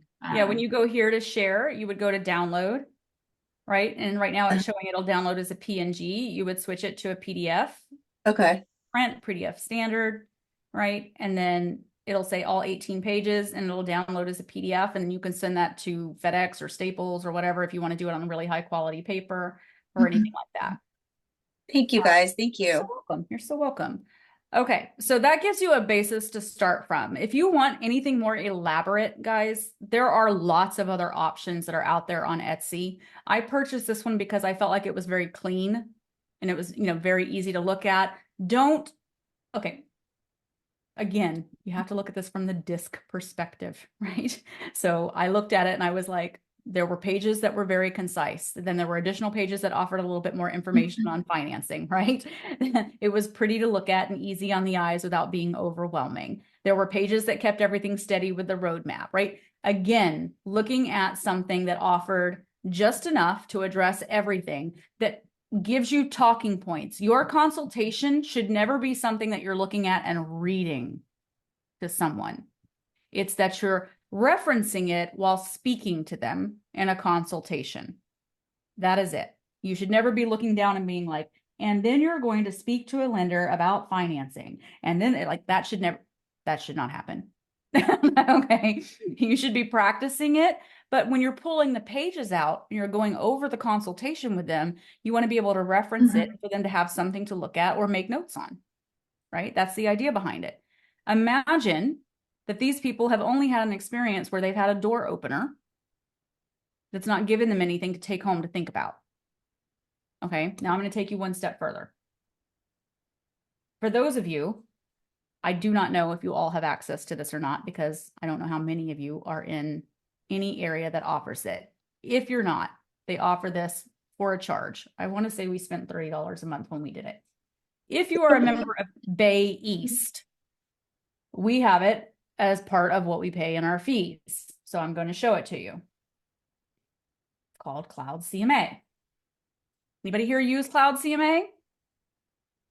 Anybody here use Cloud CMA for your buyers? Hallelujah, Parker. Okay, and Deborah. I love it. I love it whenever I hear that. Okay, now I actually got to remember the law again. 1 second. 1 second. It's been a minute. There we go. So most people use Cloud CMA only for their sellers. It is a way to do CMAs in a much nicer format. Let's see if it lets me in. Yes, it is. Okay, good. If you have not used it for buyers, I'm going to encourage you to do so. Let me reshare. It's fascinating to me that most people don't know this. Okay. If you are showing 5 houses to buyers, okay, most people give them the MLS sheet. Am I right? You just print out a little, yeah, I thought so. Thought that was going to be the case. It's not very pretty, is it? It's not really nice to look at. Okay, so most people use Cloud CMA to do a CMA for a listing, and I'll show you an example of that when we get to the listing one, but most people do not know that you can do a buyer tour in here. All right, all you have to do is whatever it is that you are showing to them. Let's just start it as though we're creating a new one. I have mine in here for Camille, but all you're doing is naming the client and adding in the MLS numbers, whatever it is that they said that they wanted to see, and then it will fetch the listings. That's it. That's how hard it is, by the way. That is all it takes, whatever the MLS numbers are. Now let me show you what it looks like when it pulls. See if it actually did this right. Let's make this a little smaller so you guys can see it all on one page. Of course, it's going to make it ginormous. Okay, so in this case, it's going to link to whatever you have. If you are in the MLS, this is Rick's. If you have to purchase it on your own, you get to edit all of this. You get to put in your bio, you get to upload your logo, you get to do all that stuff. If anybody here knows Rick Chiha, that's the wonderful man that you see on the screen. He was a wonderful, fabulous person. I just love seeing his cute little face. We just recently lost him, so sorry, I'm still emotional about it. So you can choose all of these pages in the setting. What you want it to print, what you don't want it to print. There's a lot of options. If you pay for the full version, by the way, there's all kinds of amazing pages and options. Like we used it at a super high level in New York, way more than what's offered through just the MLS here. But there's a lot of stuff that you can do with it. You have these additional pages. Home buying process. Again, you can choose what pages you want it to print, what you don't. Now, it's going to print this amazing map of like whatever you fetched, right? This is my neighborhood, by the way. So it's going to give it a nice little map for them to look at. And sometimes depending on where they are, they like that. They like to be able to see like, oh, here's where all of these houses are in relation to each other. Shockingly, no one ever provides them that. That's pretty valuable. Like for them to be like, oh, wait a second. Okay. Oh, and there's this. Okay. Oh, here's where we're going today. This is what it looks like. It does all of that for you based on whatever listing that you pulled in to fetch, right? It's also going to break it down for them, bedrooms, baths, square footage, and the price points of whatever they are. Okay, and you're going to come down here. It gives you all these little divider pages, right? I put them all in purple because that's Rick's favorite color. And then now, look how pretty this is as compared to an MLS printout. Okay, very pretty. It's pulling all this information in a really gorgeous format. Okay, now they have all these little lines where they can make notes on everything they saw. They get back in the car and they're like, oh, I really love the kitchen. I love this. The view was great. Da, da, da, da, da. Okay, you see 6 houses in one day, your brain starts to like glitch. You don't remember what you saw and like things don't start to connect. But what if every time they got in the car, they had this beautiful booklet and they were like flipping through and they're like, oh, I'm going to take notes on this. Go ahead, Deborah. Do you bring this with you on showings on? Okay, so you did the buyer's presentation beforehand. Then you bring this with you on You bring showings. this on all of your showings. Okay. And see, now they have this, and they can even put a little heart. They're like, yes, or a half a heart. Like, they're rating it, right? You're telling them this when you give it to them. Okay, look at this. I mean, hello, it's so much prettier than what you're printing from the MLS. How professional do you look when you give them this? It's amazing. It's so much nicer. It gives them the school information. Okay, they're getting all, are you ready for this? Yeah, I know I'm blowing your mind right now. It's like restaurants, okay? Here's the next one. All of this is given to them. Now all of a sudden they've got this gorgeous book that they're able to get all of this information on. Like, hello, guys, take your work up a notch. Take your work up a notch. This is what's going to set you apart from other agents. By the way, it takes about 30 seconds to prep one of these. You saw what I did. It was like you put their name and you enter the MLS numbers of everything that you set up for showings. 30 seconds. And it comes in a PDF. I recommend that you get a good printer. If you don't have a good one, send it to Staples, whatever it is. I do like to staple it together for them so that you have it. Oh, that is something important. Hang on. You can change the order while you have it. Let's say you have 7 of them. Hang on. While it's doing it, I want to show it to you. So let's say that you know the exact order, right? You can actually change the order so that the book is done in the order in which you're showing. So see how I did that? I just dragged it. So when you're fetching the listings and you put all the MLS numbers in there and you have 7 of them, you would want the book to be in the order in which you're showing. Yes. So they're like flipping through the book, like going through it. Just drag it so that it's in order of what you have. Make sense? Take your work up a notch. This is available. Oh, sorry. Go ahead, Maddie. Do you put this in like a binder? You when you can. take this? It depends on how many you're showing. I just tell them to get, like you have to consider how many binders you're going to buy depending on how many times you're showing. So usually I have like I like the mother of all staplers. I just staple it down the side like 3 times so that they can flip it, Okay. you know, because Thank you. depending on how many times you're showing somebody, I try not to show anybody more than twice, guys. I'm not kidding. When I was doing it before, like twice. Like we don't have it by the second time, we are not being clear in our communication about what you want. Something did not go right at consult. Or play King of the Hill.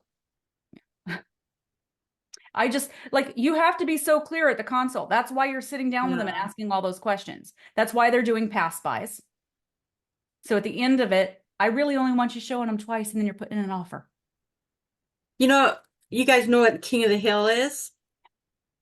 So you're at the front door, and right before you leave, you turn around and you ask them, so can I put this in your top 3? You know, because there's always, no matter what, there's only 3 houses, top 3, top 3, top 3, you know, and it's really effective because it really helps them to refocus. Because for me, when I was doing the buyers, it was like they sit through the appointment and, this is what I really want. Each person has a must have, the husband and the wife, because they're different. And we go through that and all that. But still, there's that point when you get to the door or leave, they're still kind of like not really, they're not sure. Although, when you go into a house, the minute that they love it, they're just not convinced, And so that King of the Hill, it works. It worked for me, actually. Yeah. Well, I'm gonna go one step further because I don't do that. I actually ask them if we're putting in an offer on the house at the end of every showing. End of every showing. Are we submitting an offer? Guys, Boom. don't dilly-dally. Okay, that's really good. You may That's not need awesome. to go to the next 3 showings. Like, don't waste your time. Don't waste your time. Why would you go look at 3 more houses if they just fell in love with the one they were in? Seriously. You have got to think about your time as being so valuable, and theirs. And theirs. Do not lower your hourly rate.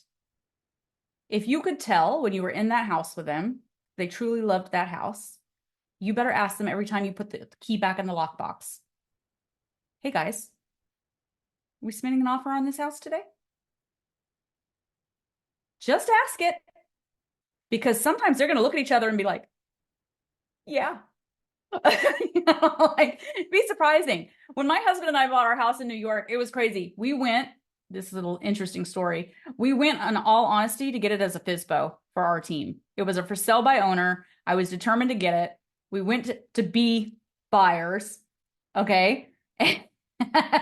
And we were like totally not thinking we were going to love this house. And my husband and I left and got in the car. Neither one of us wanted to say anything to each other. Like, we both freaking love the house. And we're like, neither one of us wanted to say it first. Like, I didn't want to be the one to say it. We both loved the house. It was an hour and a half drive back to Connecticut. And like, I didn't want to say it. He didn't want to say it. Nobody wanted to talk about anything. And then both of us finally were like, I don't know, 10 minutes from our house in Connecticut. We were like, did you love the house? Like, we both love the house. We ended up buying the house. It was crazy. Like, guys, when you feel it from them, like, okay, they walk in and they hate it. Yeah. Okay. Still ask it. It's important to still ask it when you're locking up the door, because now they have made that understanding and they're going to get in the car and they're going to be like on the sheet, right? That's good. They've made a decision. They're moving on to the next one, but you ask it every time. But if you saw the excitement, you saw the connection with them inside that house, do yourself the favor. You're locking up and you're like, hey guys, we submitting an offer on this house today? Let's do it. Let's not go to 3 more houses.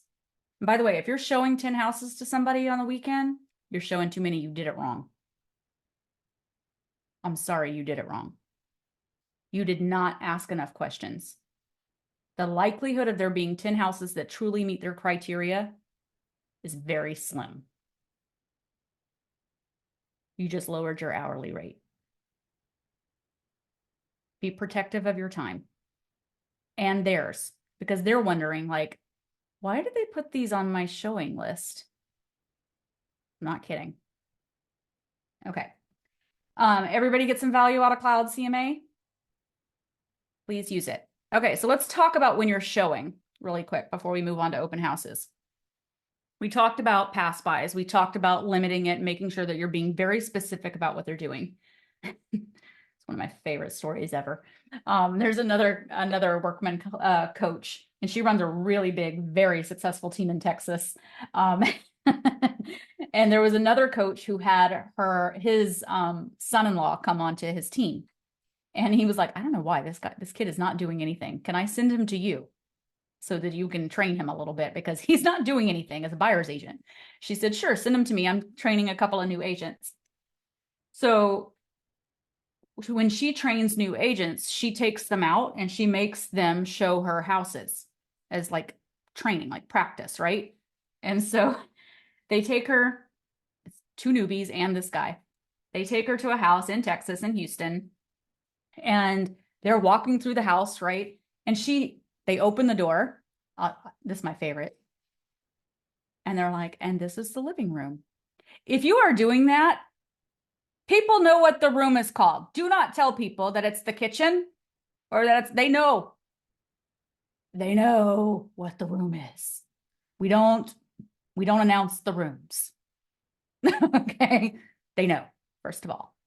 However, she sees them all in the kitchen, and these are all young agents, and they're all having this big discussion, and they're like trying to figure out, they're like, oh, I wonder what we could do here. I wonder what we could do. There's this space. Well, we could add some more cabinets, and then we could extend the counter. It would be great in this spot. They're having this big discussion, and she's watching, she's listening as they're trying to figure out what else they could do in this space in the kitchen, because it was an unusual space. And they're like, yeah, I would like extend the cabinets and add an extra counter and do this. And she's like, And they're like, what do you think? And she's like, well, I think that's where the refrigerator goes. Big bunch of dummies. Like, guys, it was the refrigerator opening. Like, and these are 3 new agents. So this is an example about how people do not necessarily know how to show. Okay, I can't make this stuff up. I'm not kidding. I can't make this up. What I want you to think about when you're showing, and this is something I recommend to every new agent when they're starting out. When you have that sheet, if you're still using MLS sheets, fine. Do it on your own sheet, because you should be taking an agent full version of the MLS sheet with you, right? But if you're giving them the Cloud CMA, here's what I want you to do before you give them the book. I don't have one here, do I? You're going to take a highlighter, whatever your favorite color is. Mine's pink and purple. And you are going to highlight every single thing in that listing that they said they wanted in that house. So that when they are looking through it, they're like, I feel heard. If they said downstairs master, you better highlight it in that listing. If they said fenced in backyard and it says it on the listing, highlight it or add it in the little notes section or whatever. They don't need you to announce the kitchen. What they do need you to say is, I know that you told me that a downstairs master was important. I wanted to make sure that you saw that's over here, or that a downstairs office, or that a downstairs bedroom, or whatever it was that they told you in your consultation was important. That is what you're showing them in the house. Do not tell them there's a kitchen. They know there's a kitchen. Okay? Like, they don't care. Whatever it was that was important to them is what you are referencing in the showing. If it's missing and that doesn't have it, you need to discuss that as well. Do not hide it. I know that you said that that was important to you. I wanted you to know that this house has this, this, and this that you mentioned. It does not, however, have the downstairs bedroom that you were looking for. However, the price is $100,000 under what you were looking for. So I wanted to make sure that I still showed it to you, and the possibility that that might be something that you were willing to not have in this particular home, because it might not have been a deal breaker. It might have just been a like to have, right? but now it's met a different requirement because it's keeping them under a certain price point. That is how you show homes. You don't point out the rooms. Okay, they're smart people. You point out what was important to them or what is potentially missing to them or anything like that. Okay, you don't say, here's the kitchen cabinets. No, nobody cares. Go ahead. 80% of, oh, Oh, sorry. sorry, Mia, I didn't have my hand up. Oh, go ahead. You're fine. You already. Go ahead, Robin. 80% of what they want is a total win if they get that in a house. Yeah. But the important thing I want you to understand from that is that they feel like you heard them. Okay. It's that they're like, oh, she really listened or he really listened. And like that is what they want to know when they walk in the door. Okay. They could look online and see a lot of things too, but they're still feeling heard and validated that you're showing them something and that you have remembered that that was important to them. And that is what you're pointing out when you walk in the door. It's not that there's like, oh, there's 3 bedrooms and 2 baths, and here's the kitchen, and here's the living. Oh, there's the backyard. No kidding. And that big green space out the back door, that's the backyard. Who knew? Go ahead, Maya. So I understand that obviously you need to kind of let them know, the things that they liked with the property and then discuss what the property lacks. In terms of like just showing property in general, I mean, what if their list of, must-haves is really low? Are there like any rules or any other kind of like things to follow as to like what to discuss about the property? Does that make sense? I mean, anything that's in, I would be very clear. Well, one, if usually their list is not terribly low. Usually people are very specific about what they want. But if there's anything that you feel is relevant in confidential remarks and like agent remarks that is going to be important to know, like a lot of times, they're not seeing those things. So if there are any, anything like the seller's looking for a lease back opportunity, anything like that is going to be super important about any decision making, or like the roof leaks, or anything like that. It's going to be really important to disclose up front. And honestly, I would disclose that before showing the house if there was truly something that you needed to disclose like that. But for the most part, you're just being really clear and honest about everything. But most people are going to give you a very specific set of things that they want inside of the house, right? Okay. Very specific. More than you want most of the time. More than you want. Linda, go ahead. What I usually do as well, Maya, is I usually go ask my lender. You can probably pull it too, but in the beginning you might need to just reach out to your preferred lender, is ask about the property tax, because sometimes that's really important to the buyers, is how much the property tax is, Melrose, all of that too. I add that in there and the showings as well. Fascinating to me that you guys don't have that on your MLS. In New York, it's required. We have to list it there. We have to have done all that research on the front end, and it's disclosed. Yeah, in California, it's not. I And know. so you have to do the research. And what I usually do is I just ask the lender, and then lenders are pretty good at pulling that for me ahead of time. That's very good advice, because it's a huge Thank you, impact Linda. financially. You can go to Realist Tax though too, and Yeah. look up what the tax rate Tax is and how much you're paying for the Melrose and like the special assessments on there. Realist Tax. Yep. And you should have access to it through your MLS most of the time, directly through it. So good advice. Very good advice.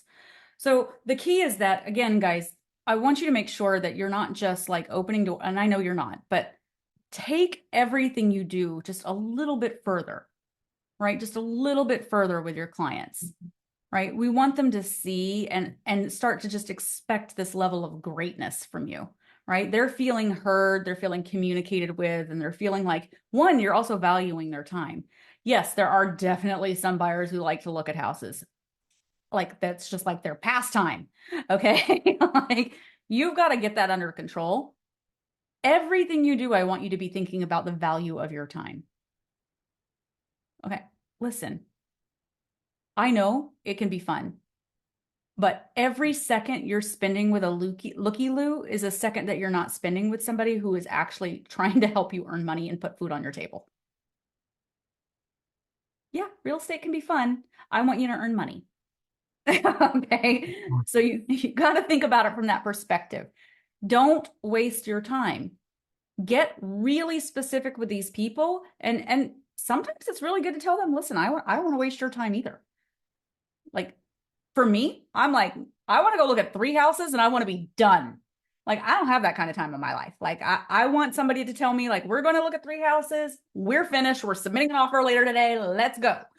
Like, end of story. When I moved here, there were 2 available. I made a decision the same day. Done. Finished. Moving on. Like that, because my time is very valuable to me. Everything I do in my life is about time and efficiency as a result of my schedule. Laura knows, she sees my schedule every day. Like, I order my groceries, I have robot vacuums upstairs, like everything is about efficiency. Like that's, you have to take into account like who your clients are as well.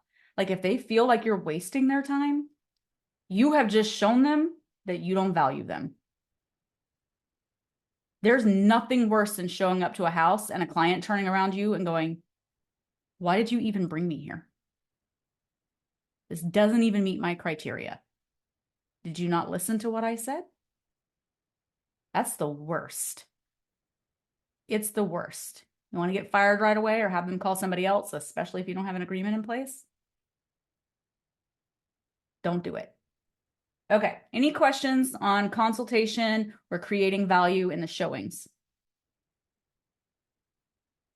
And get your agreement signed. I'm telling you, you sit down with a consultation, you ask them all those questions, and you really set expectations. Nobody's going to blink with signing a buyer agreement.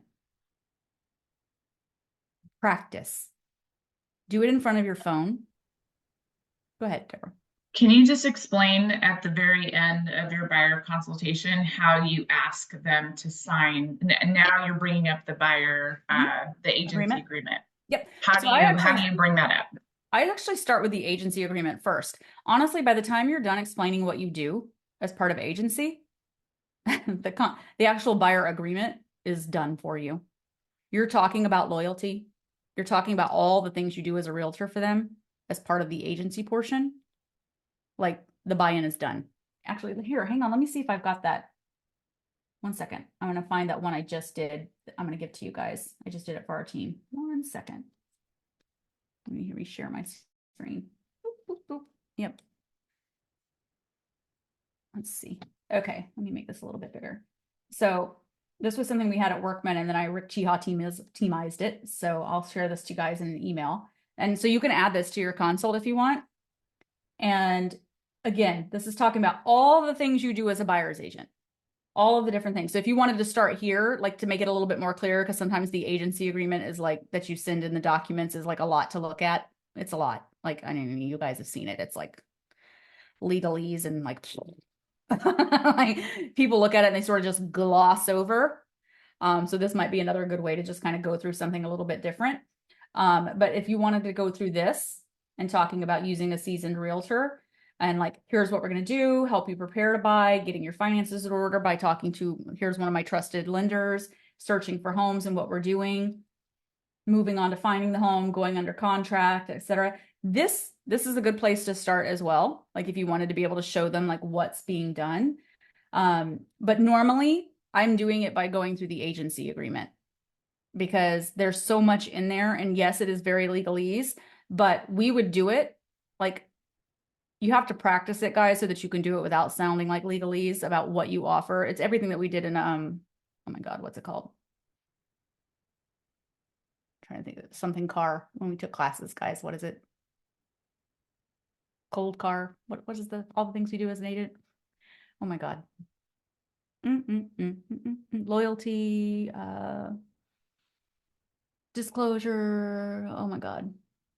It's been a minute. I've been licensed for 28 years. Like I'm thinking about all the things we offer to our agents, offer to our clients that we have to do. Oh God, it'll come. About LP Mama? No, it's all the stuff as a licensed agent that we have to provide to our clients. Oh Oh, good grief. Oh, Hang our on. firstborns, our secondborns, Yeah. No. our When car we titles. No, hang on. Let me find it. Oh my gosh. God, my brain hurts. Hang on. It's all of the stuff that we have to say that we in the agency agreement, all the things that we do. Because it's why we shouldn't do both a seller and a buyer. My God, fiduciary responsibilities. Thank you, Rebecca. Thank you. There she is. All of our fiduciary responsibilities. Thank you. I was like, brain's not working. That's what you're going over in the agency agreement. By the time you're done talking about that, guys, they're willing to sign the agreement on the buyer contract. And when we do that, it's because you're showing them that, and guys, this is a very important conversation to have when people are like, why can't I just call the listing agent, work with them? Anybody want to share that with me? Why would you not just call the listing agent, work with them? Anybody? As a buyer. Because the listing agent won't be able to represent their best interest in the transaction. They would have to almost be neutral to the transaction, which means they're not getting proper representation. Well, they're not neutral. No, they won't be neutral. Not with them. I mean, yeah, I guess I didn't say that right. Yeah. I mean, they would have to be, I guess, or they're supposed to be if they decide to represent them, but that's never the case. The seller's obligation is, or the seller's agent's obligation is to the seller.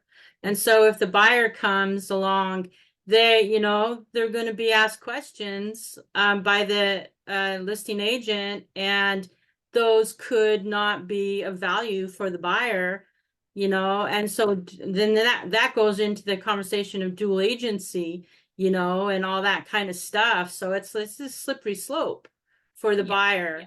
Yeah. So hang on, I'm putting it in the chat. So I finally remember it. It's old car. Hang on, what we owe for our fiduciary responsibilities and reasonable care. So obedience, loyalty, disclosure, confidence, accounting, and reasonable care. So when you are the listing agent, your loyalty is to the seller. So when a buyer calls the listing agent to show them the house and to put the offer in for them, at the end of the day, the fiduciary responsibility of that listing agent is to the seller. Okay, so if that buyer calls up and says, I want to go take a look at this house, I'm approved for $850,000. Because that listing agent's going to ask, great, are you pre-approved? Yes, I am, for $850,000. Hello, they just disclosed that to the listing agent. Okay, so now that buyer is like, I love this house. I want to submit an offer. Okay, I'm going to submit an offer for $800,000. Now the listing agent knows that that buyer has the ability to pay $850,000 because it has been disclosed. The loyalty is to the seller. You understand what I'm saying here? This is why when we are having a buyer consultation, we are explaining that our fiduciary responsibility, when we go through the agency agreement, is to them as a buyer. That's why we work as a buyer consultant, specialist, agent, whatever you want to call it. My fiduciary responsibilities are to you, Mr. and Mrs. Buyer. So I owe you my obedience, loyalty, full disclosure, confidence, accounting, and reasonable care. Let me explain to you what that means. Okay, when you call a listing agent on a house because you drove by and you saw the sign in the yard, his responsibility is to the seller. Let me explain to you what that means. My responsibility is to you. I cannot disclose anything that you tell me to that listing agent, to that seller. I know what you're pre-approved for. I can never disclose that to the listing agent. That is between you and me. It's full confidence between you and I. There's no disclosure in that, right? My obedience is to you. It is my responsibility to ensure that you are getting the best offer for this house, the best deal. We're going to submit the best offer. We're going to do all the work, and I'm going to negotiate on your behalf. The listing agent is going to negotiate on the seller's behalf. That is who his responsibility is to.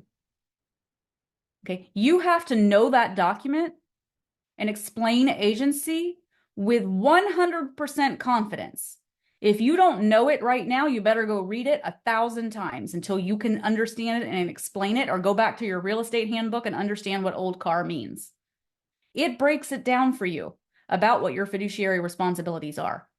By the time you're done explaining that, guys, we never even had to go over our contract, because by the time we were done talking about agency, they were like, where do I sign? I don't want to talk to no listing agent. Like, I'm never calling a listing agent, because they understand that they work for the seller. There's a lot of people who don't know that. They don't understand. They're like, yeah, I'm going to call the listing agent. They know everything about the house. Yeah, they do. Now they're going to know everything about you. Like, guys, people don't understand what agency means, and they don't understand. They think they're going to get a better deal because they don't understand.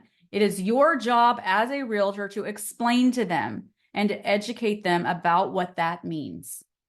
When you do that at your buyer consultation, they absolutely want to sign an agreement with you, because now they understand. It's just a lack of education, guys. It's not that they don't want to pay you. It's not that they just like want to work with a listing agent. They don't get it. You have to understand that buyer agents didn't exist until not too long ago. They didn't. People didn't even know what that meant. So you have to educate. That's why we do a consult. That's why we get a bad rap. It's because people have been signing crap on the hood of a car.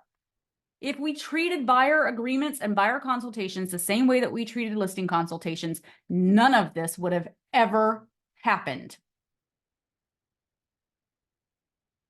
Treat it with the same level of professionalism, and it will change everything for you. Everything. They'll sign it. They want to be protected. They want to know that you are there to present everything for them in their best interest, with the highest level of obedience, the highest level of confidence, the highest level of disclosure, everything. And that you're 100% loyal to them. They just don't understand it right now. It's just a lack of understanding. Practice, though. That's what I was trying to say earlier. Guys, we used to sit, because people don't like doing it in front of other people. Like, I used to make my agents, whenever they were doing training, do it in front of me, and people get all weird. I would make them practice for a long time in front of their phone. Put your phone on one. If you don't have one of these little guys, I have it on my desk so that my phone is sitting in a little thing. Like, they're like $5.99 on Amazon. Okay, it's like $5.99. Stick it in front of you like so, and record yourself doing a buyer consultation. Like you've got somebody sitting in front of you, and do it like 20 times until you don't say until you don't question it, until you don't stop and start 1,000 times, until you say it and you're like, I freaking believe that lady. Like, until you're like, I'm signing whatever she puts in front of me. She can hand me a clipboard and it can say, I'm going to write her a check for $10,000. I'm going to be like, yeah, take my money, please. Like, that's the level of confidence you have to have when doing it. Just like when the doctor's office hands you the papers and you sign them every time. You don't even blink. Okay, that's what you have to practice. This is not a job that guys, I want you to think about basketball players and how much they practice before they actually get on the court for a game. Over and over and over and over again. You want to be good at your craft? Practice it. And then do it in front of someone so that you actually can like have a human being across from you and feel certain that, and honestly, if you really want to take it up a notch, do it in front of another agent and ask them to give you objections. That's my favorite part. Like, tell them to be one of those jerky attorneys that are like, I want to rewrite everything on this page. No. Tell them that you don't want to sign it that day. Practice all of it. Feel comfortable saying, let's date before we get married. That script that I gave you. Every single bit of it. You have to get so comfortable saying it that no one will ever deny signing it. It's just practice. Linda, did you want to say something? You look like maybe you wanted to say something. No? Okay. It's just practice. You can have a high, like, guys, there are lots of people out there that lacked confidence when they started. It's just practice. It's just practice. That's all it is. Just get into the habit of saying it. Like, think about like the most badass person you know. They probably didn't start out that way. Okay. Like just sit in front of it. And guys, it's remember that scripting is just like anything else. I want you to think about a Broadway star who has to literally get up on its stage and sometimes twice a day, deliver the exact same experience every single day. That's the point you have to get to with a buyer consult and a listing consult. Exact same experience. They have to do it every day. Like no matter what's going on in their life, how they're feeling, whatever it is, it's same thing. That's what prospecting, listing consultations, and buyer consultations are. It's practice. The people who don't succeed at this, it's because they actually don't practice. They're not literally getting up and saying, this is my craft. What can I do to improve? I have been in this in 28 years. I am still following people on all different platforms and like, ooh, I like what he said. I just gave you one yesterday. Specific. I was like, writing that down. I like it. Like, I am always taking in new things. I've been doing this for a very long time. I don't care. I'm still like, I like it. Let's practice. Let's do it. Like, there's always room for improvement and room for practicing and learning. Like, you have to look at it from that perspective, because most of you said, hang on, I'm going back. I'm stuck. It's a mindset issue. I want to figure out how to make my business more predictable. You want to know how to make it more predictable? Do more of it. Do it all the time. Do consistency and practice your craft. That's it. Secret sauce.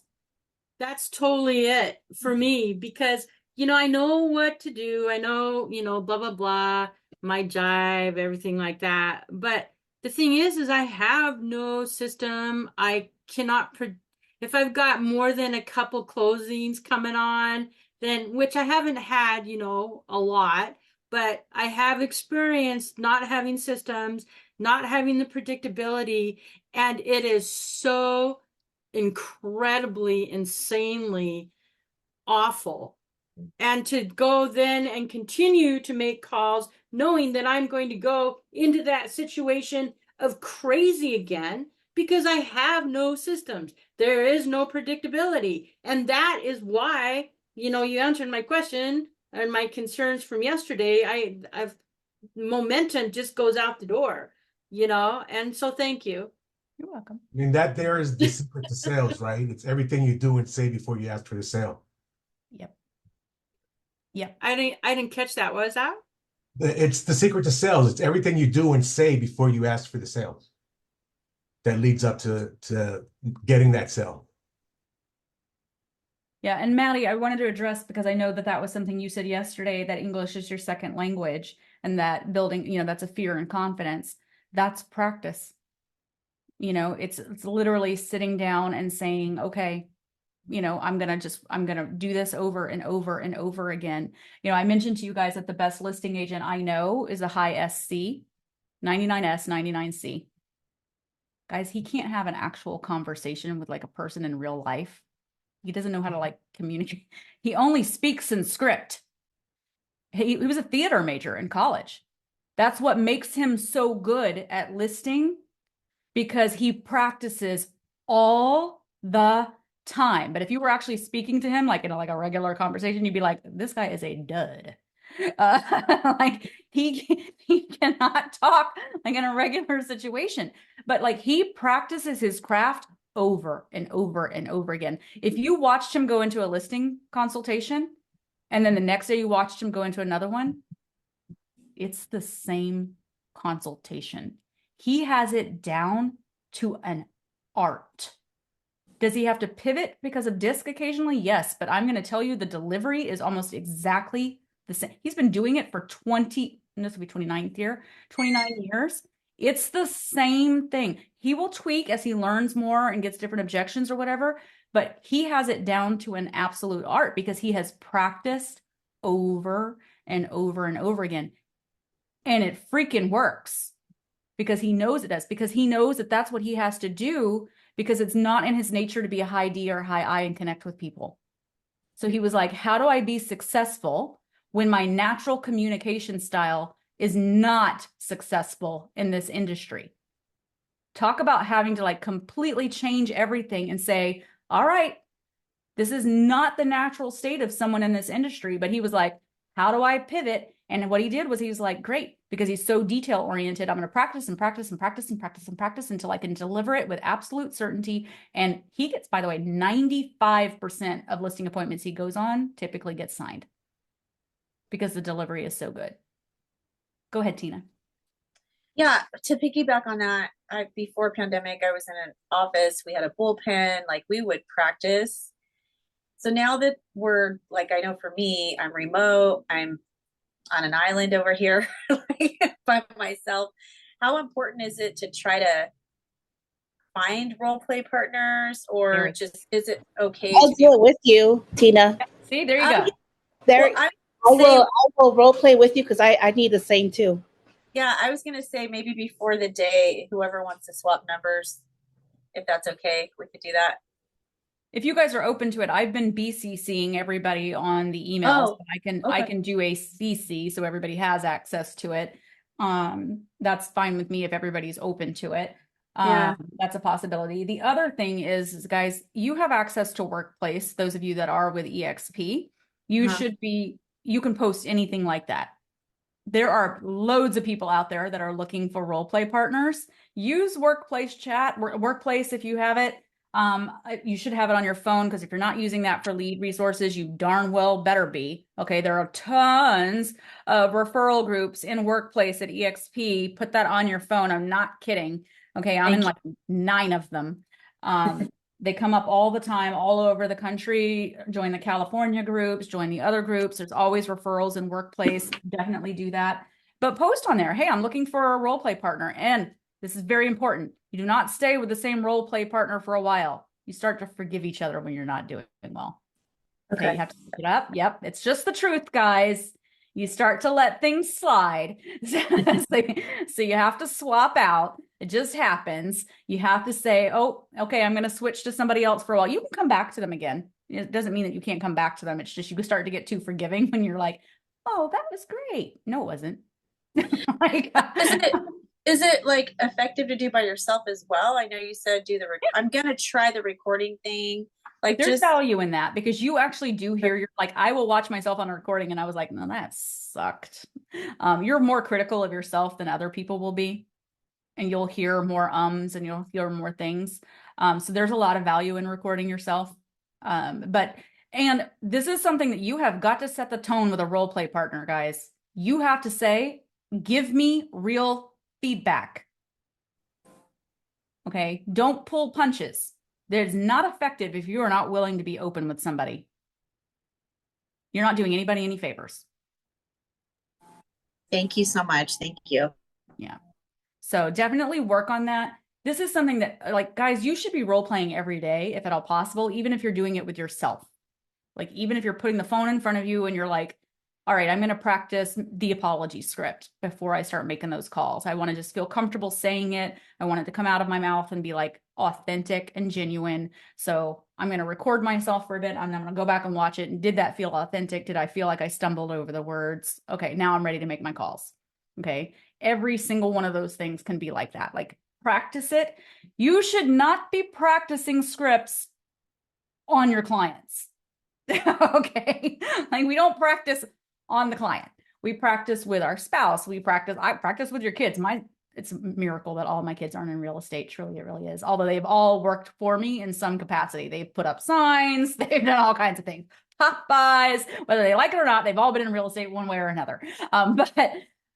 Practice, because that way you start to feel comfortable with it. And then find somebody who's in real estate that's actually going to work with you, give you an objection, right? Give you an objection. That way you start to feel comfortable with anything that gets thrown at you before you get on the phone with a real client. Just get in there and get working at it. But practice, practice, practice. Buyer consultations can be really powerful things, especially as we're moving forward in everything that's shifting. Okay. All right. We've got 45 minutes until the break for lunch. I want to talk about, let's see. Oh, we didn't talk about open houses yet. Oh, this is exciting. Okay. Open houses.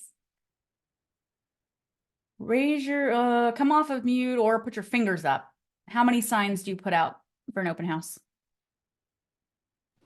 I usually put about 10. 6, Tina, Diego 10, Linda 10, 10, Parker, My city As has many it as 15, possible. 20. 15 to 20. I like it. Who As has many as the city allows you. nice? Okay. Better answers than I usually get. Sometimes I get people like, I put one in front of the house. I'm like, well, you're fired. That's my high C talking there. My high I would just like put it next to this really pretty bush over here. Yeah. You know? I'm like, if you're only putting up one in front of the house, you're fired. Okay. No. Needs to be minimum of 10. Minimum of 10. And if you're worried about the cost, go get the H stake signs. They're cheaper until you can afford more. Minimum of 10. Otherwise, don't even bother. And they need to be at pivotal spots. If I was a seller and I pulled up and you only had 5 signs out, I would be very unhappy. I would be like, doesn't really seem like you want to sell my house. We're only allowed to put up 4 signs max. I mean, that's if we're following the rules. I'm not much of a rule follower. I ask for a lot of forgiveness, not permission, but I recognize, like in South Carolina, where my husband has been working for a while, like they can't put any out. None. HOA is like nothing, which really sucks. So I understand that in some cases you're limited. In the places where you are not, put out as many as humanly possible. What I do on mine is I have I found this tape, like it's dry erase tape. Oh, I love it. Amazon. And then well, the arrows are pretty big and thick on my open house sign, so I put them on there. And then I've ran across, especially the 55 plus communities, do not allow signs inside of the community. So, okay, well, if you don't allow them, I'll put 10 outside of the community with the address blasted on there. On it. Yeah, and they don't like that either, but I do that anyway. I love it. I Little- love where your head is at. Like, again, I don't ask for permission. I just ask for forgiveness. So, you have got to be giving as much exposure to that as humanly possible. They need to be at pivotal locations. So when we did ours, we would, and this is something I want you to think about. This is a system. Are you ready for this? When you take a listing, you should go ahead at the onset. This was on our checklist. Create an open house sign map. So we would open up Google Maps and we would drop pins at that point because we had sign runners. We had so many listings, we had to pay people to run our signs. But even for you, this is advantageous because it's going to save you time and energy. The moment we took the listing, we would open up Google Maps and we would drop pins on every pivotal place that we felt like an open house sign needed to be. It was done at the moment we took the listing. Okay, because then we were looking at it from the overhead of like, here's where people would be coming off of an off-ramp. Here's where the major intersections were. Like we were looking at it well in advance to strategically decide where open houses, where we could generate traffic to the open house. If you start thinking about it from that moment, again, I mentioned that my kids have been sign runners. They have done it for putting up signs. They've done it for open house signs. The reason why is if you give that to a 17-year-old kid and you tell them to put open house signs, God only knows where they're going to be. And half the times the arrow is in the wrong direction. I'm not kidding. Like it's a bad situation. So we would create the map, right? And on the map we would give them when it printed out, we had them set up for every single listing from the moment we took the listing. It showed exactly which direction the arrow was supposed to go. So when the sign runner would come and pick up the signs, we could give them the map. They had it. They knew exactly where they had to go, which way the arrow had to go. So if you do have to get to the point where you're like, I could use a little help from my teenager, they have a clear map. It's also helpful for you. You're busy on open house day. And you're like, where did I put the sign? Has that ever happened to you? Where did I put the sign? Like, sucks when you lose one too. It's not fun. So do it from the moment that you take a listing. I have created an open house map. I know exactly where all of my signs are going that day. Here is the way I'm going to drive to make all of that happen in the least amount of time possible. By the way, you can do that in MapQuest and it'll tell you the route you should take. You can load them all in. It'll be like, go this way to make it the fastest and then go straight to your open house. A lot of people waste a lot of time on open house day and they start freaking out to get to wherever they need to get to. Do it from the second that you take a listing. Put it on your checklist. I'm taking a listing. Here's what I'm doing. Okay. Minimum of 10. We did 20. 20. Okay.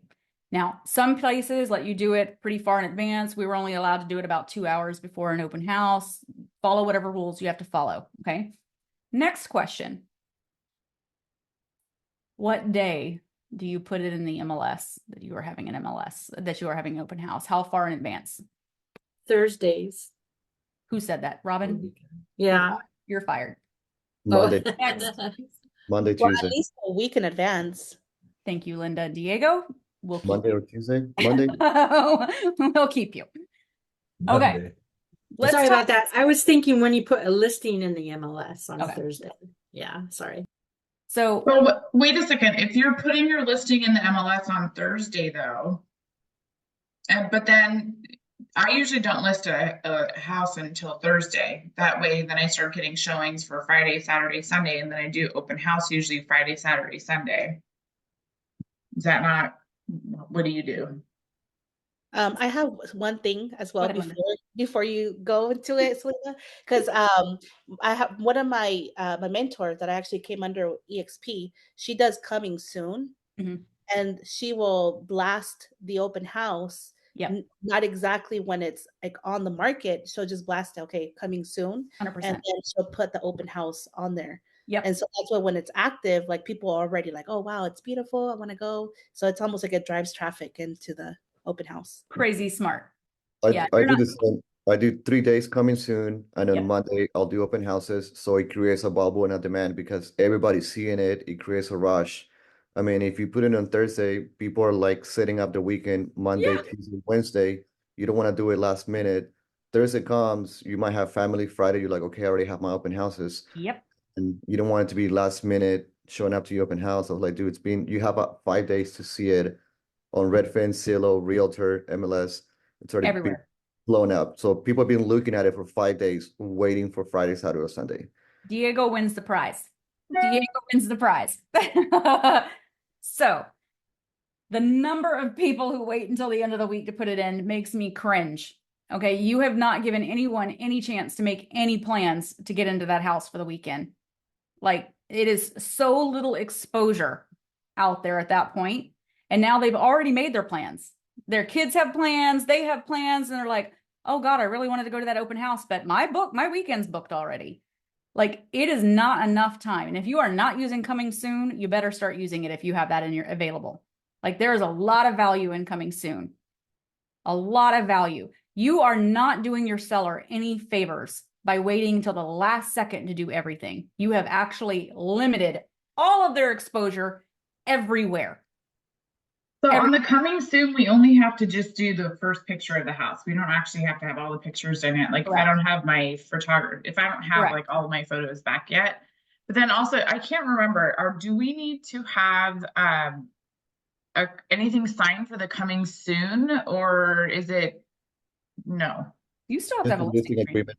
No, I mean, I know, besides the listing agreement, do we have to have something else signed for coming soon? No, I mean, it's There's just a little check mark on the, at least for California, there's Yeah. a little check mark that they put on there if they're Yeah. agreeing to the coming if they're soon. agreeing that you In can the list coming it soon soon. status. Okay, Yeah. I couldn't remember. Yeah, Yeah. if there was a check mark or not. Yeah, now. there's just a check mark that they cross on there. Okay. There's How so far much in value. advance? Sorry, how far in advance for the coming soon? Like a week or two? No, it's usually just guys, everybody's different. Who's got like in New York, we could do it 2 weeks. Okay. California, it's only a number of days, right? Is it a number of days or can you? I believe it's only 5 days. Yeah, I was gonna 5 say days? it's you're limited. So make sure that you're checking anything that Okay. you've got wherever you are, or even if it's specific to MLS, because I'm actually a member here in California, we're a member of 3 MLSs where Okay. we are. So check your MLS requirements as well. I'm not gonna tell you what yours is, but double check. You're generating interest in advance, right? It's getting pushed out there in all of those places, even if it's only one picture. Imagine people mapping out their whole week in order to be able to get into a house. Okay, so coming soon, crazy important. If you're not using it, you guys, you got to start thinking through this stuff. Same thing on open house. So many times people are listing it on Thursday or Friday. Okay. When people on our team do it, like Lauda sees me, like I lose my mind. They're like, it's Friday at 7 p.m. They're like, I'm having open house tomorrow. I was like, well, nobody's coming. For California, it's 21 days, you guys. 21. Okay. Yeah. Utilize what is available to you. Okay. You're trying to drive traffic to this stuff. Now, let's be real. We all know that open houses are not really a seller opportunity. Let's just be real. Okay. They're not. They don't sell houses. Okay. They don't. It's a buyer lead opportunity. Okay. So if you're going to hold an open house, the idea is to get as many buyers there as humanly possible so that you can get a buyer lead out of it. At least one, hopefully 8 to 9. If you are only giving someone 24 to 48 hours notice to plan to be there, you have just limited all of that exposure for yourself. You did it. No one else. You. At the same time, your seller is like, I wonder why they only listed it 2 days before the open house. Doesn't seem like they really want to sell my house. That's what I'm thinking as a seller. And then on top of that, they're like, they only put out 2 signs. Doesn't really seem like anything's happening. Oh, and they left it exactly 2 o'clock when it ended. Feels weird. Like, think about how a seller is feeling.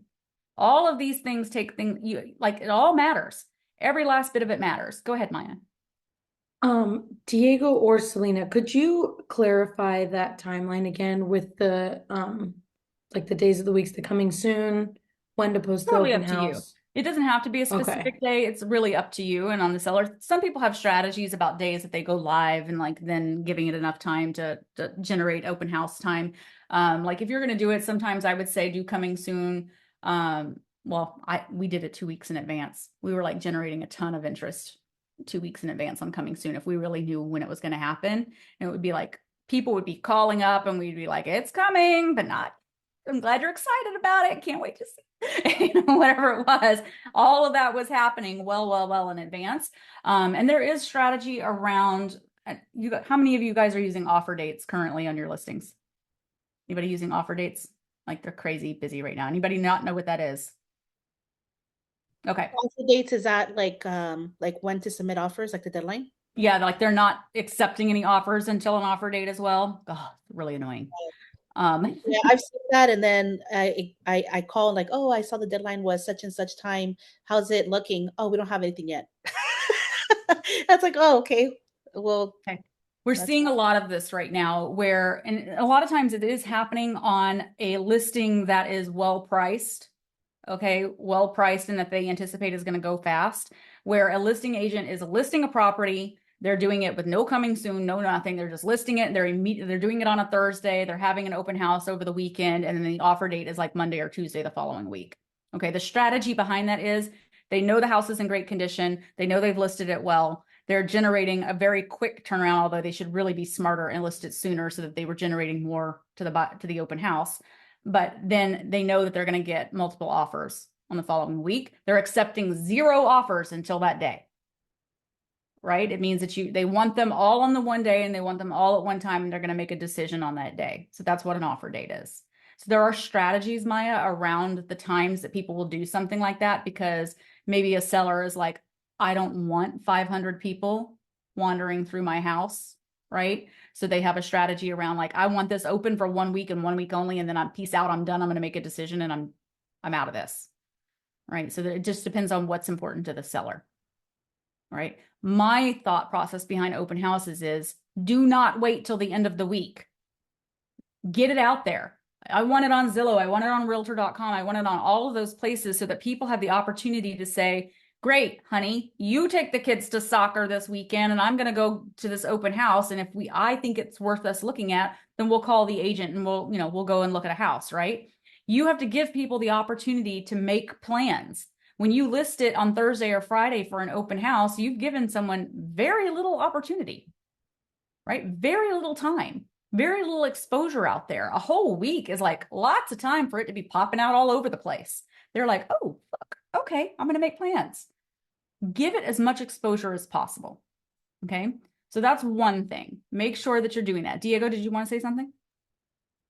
It also takes about 30 minutes to like an hour and a half for it to reflect on the MLS. So once you do the update, it's not going to reflect on Redfin Realtor. So don't expect people to come. Happened to me in the past where I had to change the time. Oh, I didn't get people showing up until like 12 and I was there like 11. So you want foot traffic, you want people. So doing it like last minute or the day before, I mean, sometimes it backfires on you. yeah.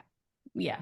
The feed is different for each one of them too, by the way. Realtor takes sometimes, Zillow takes a little bit longer. Every single one of them feeds differently. Go ahead, Deborah. Yeah, you know what? A couple of weeks ago, my listing, there was an issue. I think it was Zillow or Realtor, but my client actually, she was like, "Hey, for some reason, my open house wasn't showing up on some of the sites, but it was on some of the other ones for some reason." And she let me know this the morning of when I was like trying to get ready for the open house, and I was kind of freaking out because I was like, "Why isn't it on some of the other sites?" So I had to call the MLS and make sure, and there was something wrong. So I did get it fixed, but it did take a little bit of time for it to upload again. So yeah, I'm like, do it way beforehand. Way beforehand. Okay. Yeah.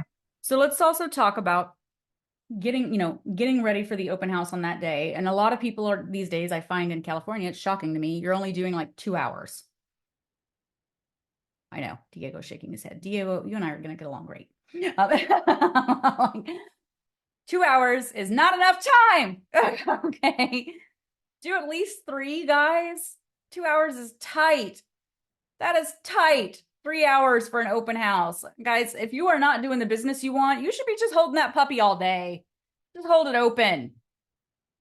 What else are you doing?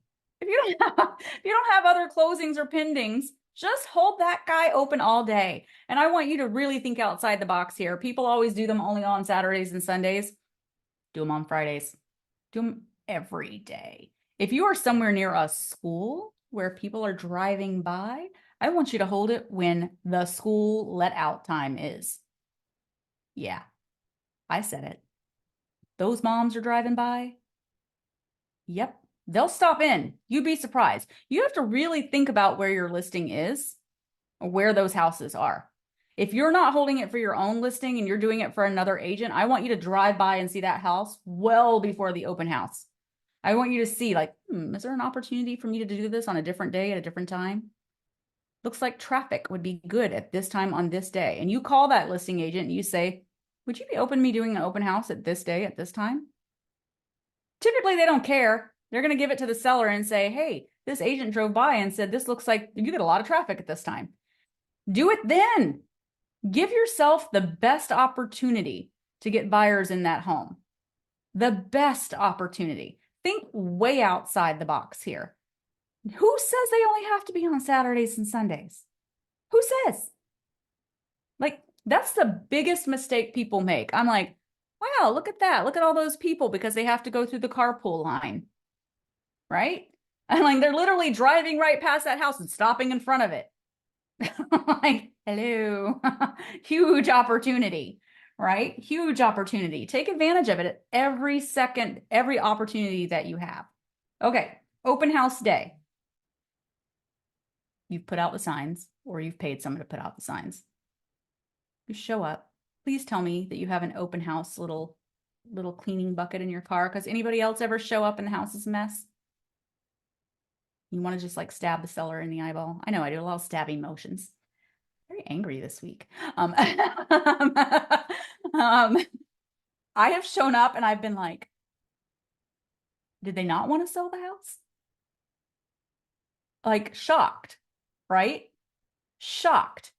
I had a little cleaning bucket that had like Clorox wipes, Febreze, all of these little things in the back of my car. I called it my open house bucket.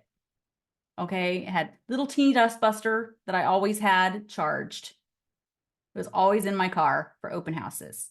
I know it sounds crazy, but you'd be surprised what sellers do. I don't know why they do it. I don't know why they leave their houses that way, but it happens. I just had that little open house bucket. Here's another little secret. Pass it on to you. People like to bake cookies. First of all, I do love to bake, but I don't do them for open houses. Nuh-uh. Okay. But people do it because they say it makes the house smell good. Who's got time for that? First of all, little secret, take a coffee mug, one you don't care about, go buy it at the dollar store. Okay. And then get really nice vanilla. Don't get the cheap stuff. Okay. put a little bit in the bottom of the coffee mug with a little bit of water, and then turn the oven on warm. It makes the house smell amazing without it smelling like fake candle or anything like that. Plus, candles are a liability in the listing. Don't do that. You set the house on fire, you're in a lot of trouble.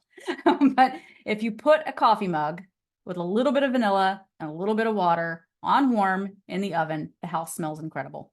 Something you can keep in your little open house bucket.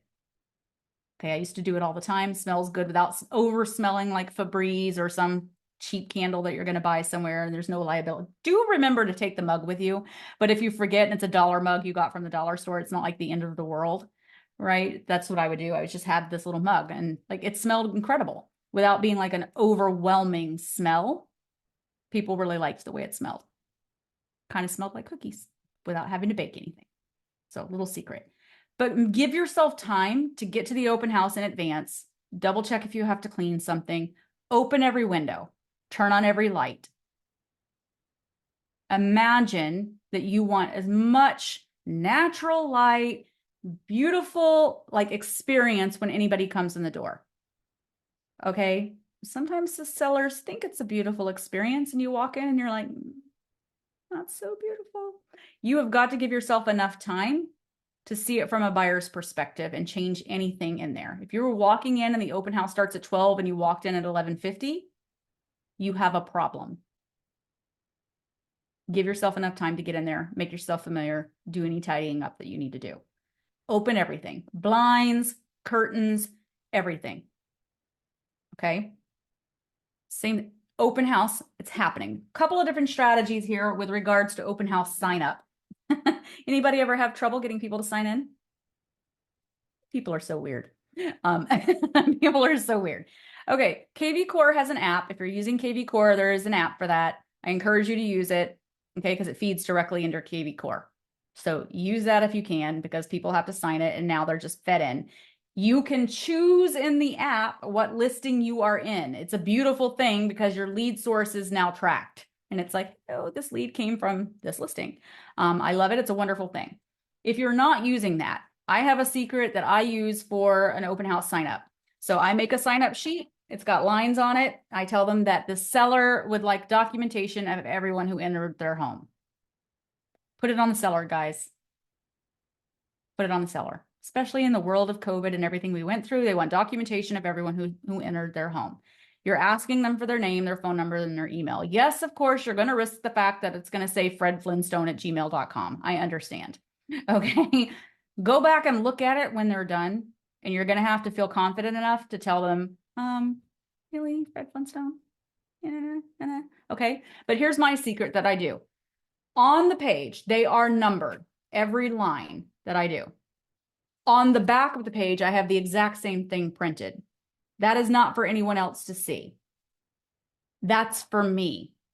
Because when I make contact with every single person, because you're building rapport, you have seconds to do it with every person you introduce yourself. When they are walking away and they're looking through the house on their own, and maybe I'm moving on to somebody else, I flip the page and I immediately write my notes as soon as I can on whatever number they just filled out. Little inside secret. Because you're never going to remember everybody later. But if they just signed in on line number 2, I flip to the other side and it's line number 2 and I'm like, 2 kids, 1 dog, then start important, whatever they said to me.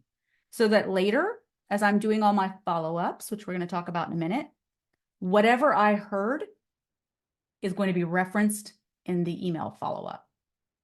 Remember, people like to be heard.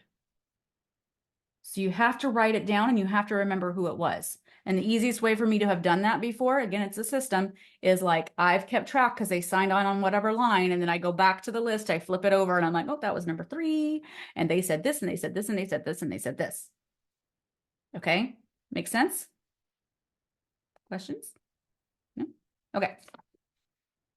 Rapport. Remember, people are going to come in and say they have an agent because they don't want to talk to you. Happens all the time. Doesn't mean they really do. So don't discount them when they do. I see this happen all the time. How many of you just stop the second they say an agent and you move on? You're like, not worth my time. Moving along. It happens. Don't believe them. They're just not ready to talk to anybody yet.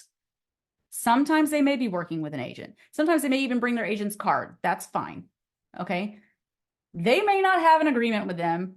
There's a reason they're there without their agent. Okay. So you need to keep that in mind. This is still an incredible opportunity for you.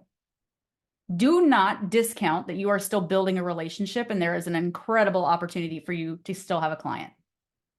There's a reason. Go ahead, Deborah. Now, because of the new NAR rules that are coming into play, if there's someone that has a buyer, should we ask them now when they're coming into the open house, do you have a buyer agreement with I your would build with an the agent? I would build the relationship first before Okay. you get to that point. Like if they say that they have an agent, I would still, guys, do not shut down. Immediately be like, that's great. No problem. Keep building. Keep talking. Keep working with them.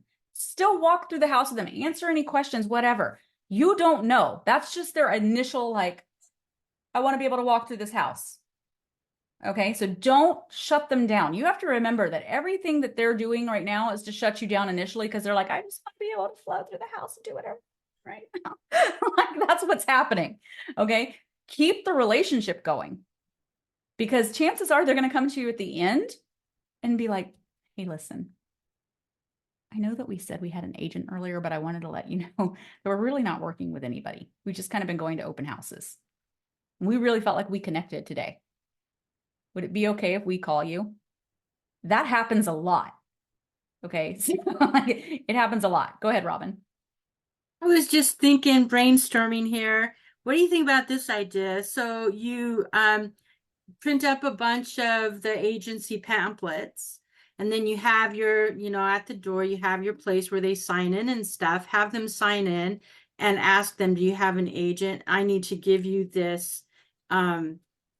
I need to give you this agency pamphlet because of the new rules. And so, and then after you've received it, I'd like you to initial here on your registration that you have received that. It's not like giving them the buyer's the agreement. It's just giving them the rules, the agency rules, So if something comes down, well, I don't know, it just seems like a good idea in my head. I think you're putting up a barrier by doing that. Oh. Yeah, I think the key with anything like an open house is the relationship building. The second that, like, again, you have seconds to build rapport. Like, I think when we switch it to here's a piece of paper that I'm going to require that you assign from the second you walk in the door. Like, does anybody remember this with COVID? With open houses? Yeah. Went over swimmingly, right? Like, swimmingly. So you have to look at this from the perspective of, like, if it was you, right? And how would you feel if someone was not interested in connecting with me or building any kind of relationship with me from the moment I was stepping across the threshold, right? They're there to see a house. So let's let them see the house. While they're there, let's create an incredible experience for them and show them the value of having a relationship with me. From there, we convert them. Remember that they're putting up that first block because they're like, I just really want to get in the house. This was something that blew my mind when we started our Zillow Flex account. It made me rethink everything because normally, remember, I would not let agents in New York ever show a house without an agreement in place and a contract in place. With Zillow Flex, when you get the lead in, by the way, it's recorded, the first call, you cannot ask them if they're pre-qualified, if they have a pre-approval letter. You cannot ask them to sign an agreement. You cannot ask any of those things. You have to just get in your car and go show them a house. And I was like, nuh-uh. When they first get to the training, I was like, our people are not wasting any time on that. And they really sat me down and said, we need to explain to you the psychology behind what's happening. When a buyer clicks the button on Zillow, their ultimate goal is to get into a house. And when they call you, because it's an immediate warm transfer, like literally our phone rings and like it's hello, and you're now speaking to the buyer. Like, that's what happens. The first thing you do is say,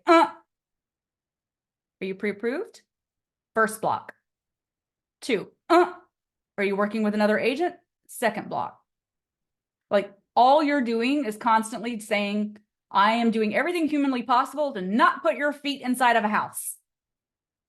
All they're feeling like, I just want to go look at a house. I feel like I want to buy a house. Why doesn't she let me go look at a house? Zero relationship. They feel like you are just stopping them over and over and over. And I was like, oh, okay. So, and I was like, I really don't want our people showing buyers though if they're not ready. And they're like, try it. Let's see what happens. So I'm like, oh God, okay, fine. So we go out, and 9 times out of 10, guys, they're in relationship. Now, we might be showing them a house or two and they're not quite ready. Like I said, I think I told you guys yesterday, we've got this one agent, like these people aren't ready forever. Like she meets with them, she takes them out and they're like, you know, it's probably going to be about 6 months. She's like, okay, I'm really glad we got to meet today. They freaking love her. Her appointment rate is amazing. Like Zillow was like, this agent is incredible. Like she didn't care. She went out, she got into a relationship. They immediately got back on Zillow. You have to like click to say that you're going to work with this agent. It's effectively an agreement. I anticipate it will change to an actual written one with Zillow Flex. Waiting to hear that. But they actually have to click it. Now they're linked to her. If they come through Zillow for anything else, to click on anything, they are linked to her for 6 months. Like literally, they ever click on another link on Zillow, no matter what, it's coming through to her. Ever in 6 months. Zoop, she gets it. Right? You see what she did? She did not put every block in place. She went out and she was like, hey, let's go out and meet anyway. Let's get in a relationship. And then they were like, she doesn't even care. It's 6 months away. Then they send a survey immediately to ask how the relationship was. She gets this incredible survey thing, and like Zillow is like super happy. You have to like start thinking from the perspective of the consumer, right? Like when you're in an open house and you're like, stop. What's asking them to create any kind of relationship with you? Hi, you can't come in unless I know if you're working with an agent. Hi, you can't come in unless you do this. Oh, no, don't come into this house. Hi, I don't really want to sell it today. like there's all of these things that happen. You've got to start thinking about like, what is it that makes them want to connect with you? If you immediately drop everything, they say, oh, I'm currently working with an agent. And you're like, okay, bye, peace out. And you walk away. Guys, 90% of the time, they're not working with anybody, but you just gave up on them. They're putting that block up because they've had some sort of experience with somebody being overbearing. Like, don't go getting up in their face. Okay. Let them look at the house, but give them some information. All right. Develop a relationship with them. Don't overdo it, but don't drop them like it's hot either. Okay. Like get in there and have a real experience with them. Okay. So there's that. The other thing I want to talk to you about, and I did not come up with this, but there's an agent that's in our organization and she does open houses so well. And it's a neat idea. If you have the extra time to do it, I really liked it. So I always share it on these calls. The night before any of her open houses, now she doesn't have any listings. She holds, people actually call her and ask her to hold open houses because her open houses rock. She does a little bit of research. She went and bought these cheap little frames from the dollar store, and she uses command strips to hang them so that she doesn't damage anybody's house. She creates a QR code specific for each one of those frames. Now, what she does is she finds a Google search page that she assigns to each QR code. And if you need help with QR codes, I use flowcode.com. I like it a lot because it's very easy to use. But what she does is each frame is hung in a specific place. So in the kitchen, there is a frame with a QR code that when you scan it as a buyer, it shows all of the local restaurants to that house. And like how far it is. The little thing will say like it's 0.2 miles, 0.4 miles, whatever it is. Now you saw that there is something like that in the buyer thing I showed you earlier on Cloud CMA, but they can scan it while they're standing inside the house. And it's like very neat to have. At the back door, she's got one that shows where all the local parks are in relation to the address of that house. If there's a kid's bedroom, just in case, because not everybody who's going to buy is going to be a family. It shows where all of the family activities or kids activities are in relation to that house. You see where I'm going here? Like, it allows them to have an experience as they're walking through the house and scan QR codes about that neighborhood and about that home. She said it takes her about 30 minutes to do it. Go ahead, How Deborah. does that work? Do you just like plug in the address and then let them know like what, and they'll give you a QR code for each thing? Yep. So when you go to Google, you would put like parks near and then whatever that address is. And then whatever Google search page comes up, you would take that that URL at the top and go into flow code and assign that URL search code that's at the top, whatever. Here, hang on. Boop, boop, boop. Let's share my screen. You can also make a QR code in Canva. That's what I use. Yeah, you can do them in a lot, like a ton of different things. So let's say parks near.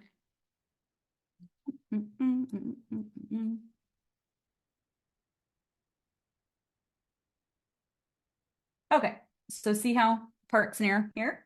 Now this is a search result page, right? So now it's showing and exactly like where it is. It's 1.5 miles from my house, 3.8 miles from my house, 3.8 miles from my house, right? So this is a search page. You would just snag that copy, right? Because now this is giving the results page, right? And it's even giving more information. It's going to give the map or whatever, but it's also going to give more information like parks in da da da da da. So like it'll even give them that if they wanted to click on it, right? So they can see other things.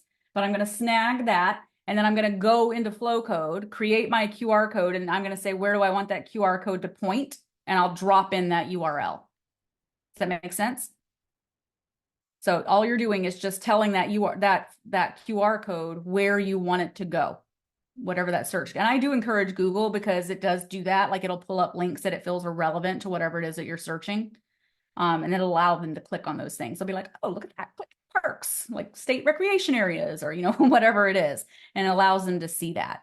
But I like it because it does the map, like, especially like you can see like, oh, well, there's the house. It puts the little blue dot of the house. And then it was like, there's all the parks in relation to the house. You know, I live like in the middle of the mountains, so it's not like a lot here. Go ahead, Robin. Would you do that, or would you suggest doing that for a listing? Oh yeah, absolutely. Oh, cool. Yeah, I mean, she Alright. does it for open houses just because she's not holding them on her own. She's holding them for other people. So they have not taken the initiative to do that on their own listings. So she just does it at open houses that she does because nobody's doing that on their own listings. I think it's crazy smart. I think it's an incredible experience for a buyer to be like, look at that. Look at that. And it's like, scan me. You know, like, I was like, girl, you take this to such a higher level, like such a higher level. And it takes her almost no time, right? And all she's doing is popping that into those little frames. Like she just changes out the QR codes each time that she does open houses. And then she uses command strips to like, that way she's not damaging anybody's house, right? You could even put it on magnets on a fridge, but not all fridges are magnetized these days. So you know, I think I'm going to use frames and like just put them on the counters, like Yeah. the bathroom, the kitchen, just because I was pre-staging and it was an older home. And when I went to remove, even with the command, I was horrified. oh The god, paint, like, so anyways, Yeah. to each his own. I guess Yes, if it be looks careful. okay. Yeah. Yeah, take into mind what you're doing. Okay, so I thought it was a neat idea. I always share it because it was not mine, and I think she did an amazing job with it. And I was like, it's again taking the guys. I always want you to be thinking about the experience. This is what makes you different. Think about everything you do from a concierge level experience. How do I improve it so that the experience is so incredible that buyers and sellers are like, holy crap, this agent, like, and then let me tell you why that's important. It sets you so far apart that they start telling their family and friends because no one else has experienced anything like that. Your business grows as a result of them having those conversations. They're like, I met the most amazing agent today. Let me tell you what they did at this open house. Like this level, right? Word of mouth starts to spread, business starts to spread. You should work with this agent. Let me tell you what because by the way, guys, that's a listing tool. Like when you start hearing that, okay, another level. Let's also talk about whether or not you're advertising to the neighborhood before an open house. Anybody circle prospecting or door knocking? Okay, Tina is. I do it usually the weekend before if I can, Yep. or like the day before the open house. Love it. So lots of opportunity there that a lot of people don't take. Okay, a couple of different ways you can do it. We used to use Mojo. You can use RedX, any of those systems that allow you to pull data from a neighborhood if you're going to do calls. So if anybody's looking for like, how do I get the phone numbers? That's how. Mojo, Vulcan 7, RedX, those are all options that you can use to get data. Okay. Here's how we would do it. And our buyer's agents had to do it, even though it was a listing. We did it. Our buyer's agents made the calls because it was bringing buyers to the open house, realistically. So it was buyer tool. We would pre-record the voicemail. I did the voicemails. Mark liked my voice. So it would just be, hi, this is Selena with the such and such team. I wanted to invite you to an open house that we're having at a listing that you may have noticed is for sale in your neighborhood at 123 Main Street. This house is 3 bedrooms, 2 baths, currently listed for $529,000. And we're having an open house this Saturday from 2 to 4. If you or anyone you know is currently looking to purchase a home in your neighborhood, we would love to have them come to the open house on Saturday. If you have any questions or would like to discuss this further, please give us a call at la, la, la, la, la, la, la. Otherwise, we'd love to see you on Saturday. Hope to see you soon. Thanks so much. Done. Now, the way that RedX works, or Mojo, or any of those are, when you pre-record that voicemail and you are using the dialer or anything like that, or even not the dialer, to call, okay, there's a dialer in there that you can load 200 numbers in at one time and it just calls them automatically for you. It just dials nonstop. If they don't answer and it goes to voicemail, that voicemail drops automatically. So you're not having to say that 200 times. Selena would like, put you. Okay. Like the voicemail just drops and it calls the next person automatically. See what I'm saying? The voicemail is just pre-recorded and it's just like, thump, thump, thump, that person didn't answer. Now, obviously, if someone does answer, you're going to have that script because, hello, we just recorded it. Like I had that pre-written out. Actually, my virtual assistant back then, she knew we were having open houses. It was preloaded into a spreadsheet. She would immediately write the script for me based on what we had created. She would send it to me. I would record, God, anywhere between 6 and 15 recordings on a Thursday, and then I would load them into the system, and then our agents would start making calls, right? So there's a system behind all of it. Very easy to do. But the idea is that you're calling everyone in the neighborhood and inviting them to the open house. Then if they're not interested, but somebody in their life was like, I love your neighborhood, I wish there was a house for sale. Guess what? There is. Now, second strategy, a VIP open house or a nosy neighbor open house. You invite everyone in the neighborhood to come to a VIP or nosy neighbor open house 1 hour before the public open house. This is only for people who live in the neighborhood or if they want to bring a guest. This is a listing strategy. If this is your listing, or even if it's not, you can ask the listing agent if you can do it. This is so that you are showing them what you do when you list a house, because not everybody does this. Hey, wanted to let you know, and I'd prefer to do this via door knocking, and there's 2 ways to do this. You can personally invite them, right? Okay, because now you're introducing yourself to everybody in the neighborhood. Hey, I just wanted to see. I wanted you to introduce myself. I don't know if you noticed that I listed the house down the street. It's got a coming soon sign, 123 Main Street. My name is Selena. Hey, I wanted to let you know that traffic might be increasing on the street as a result. So sorry about that. I know it can get a little bit crazy when listings come on the market.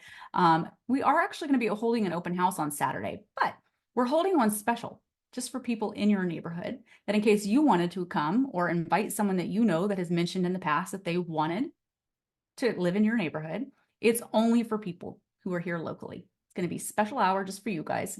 That way you're not having to contend with gosh knows how many people are going to show up during the public open house. This is just in case you want to invite somebody personally.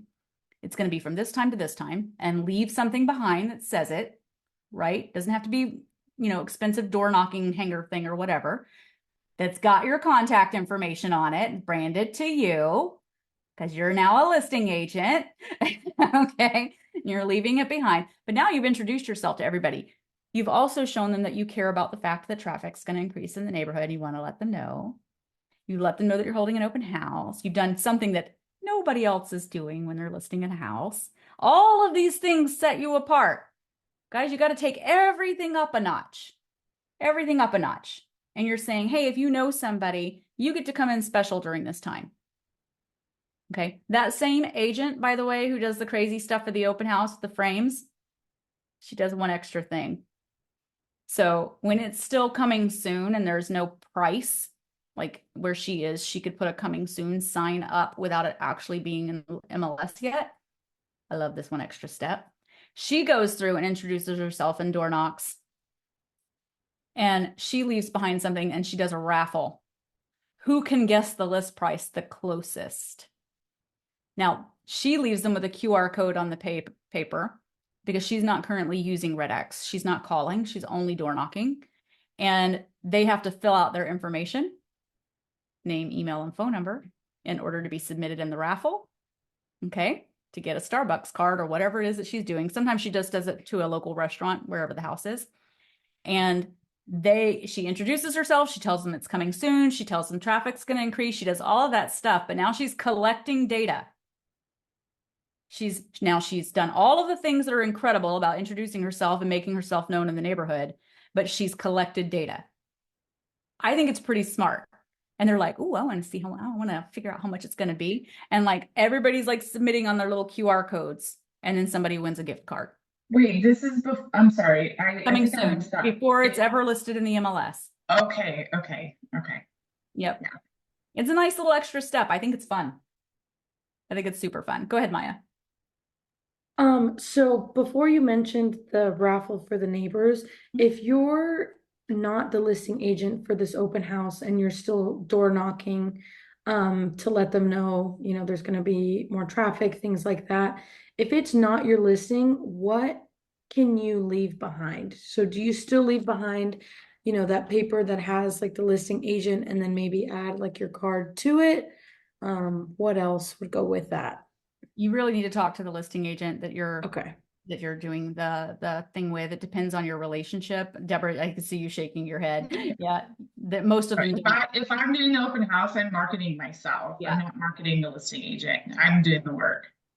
Yeah, you can leave, like, remember that when you print something from MLS as well, or like anything that you've got in there, you can market it as you for the most part. Like there's a lot of stuff that you can do inside the system. And even on open houses, like, and talk to the agent, right, about what they're comfortable with. But if you're holding the open house, that needs to be you. Like you're doing the work.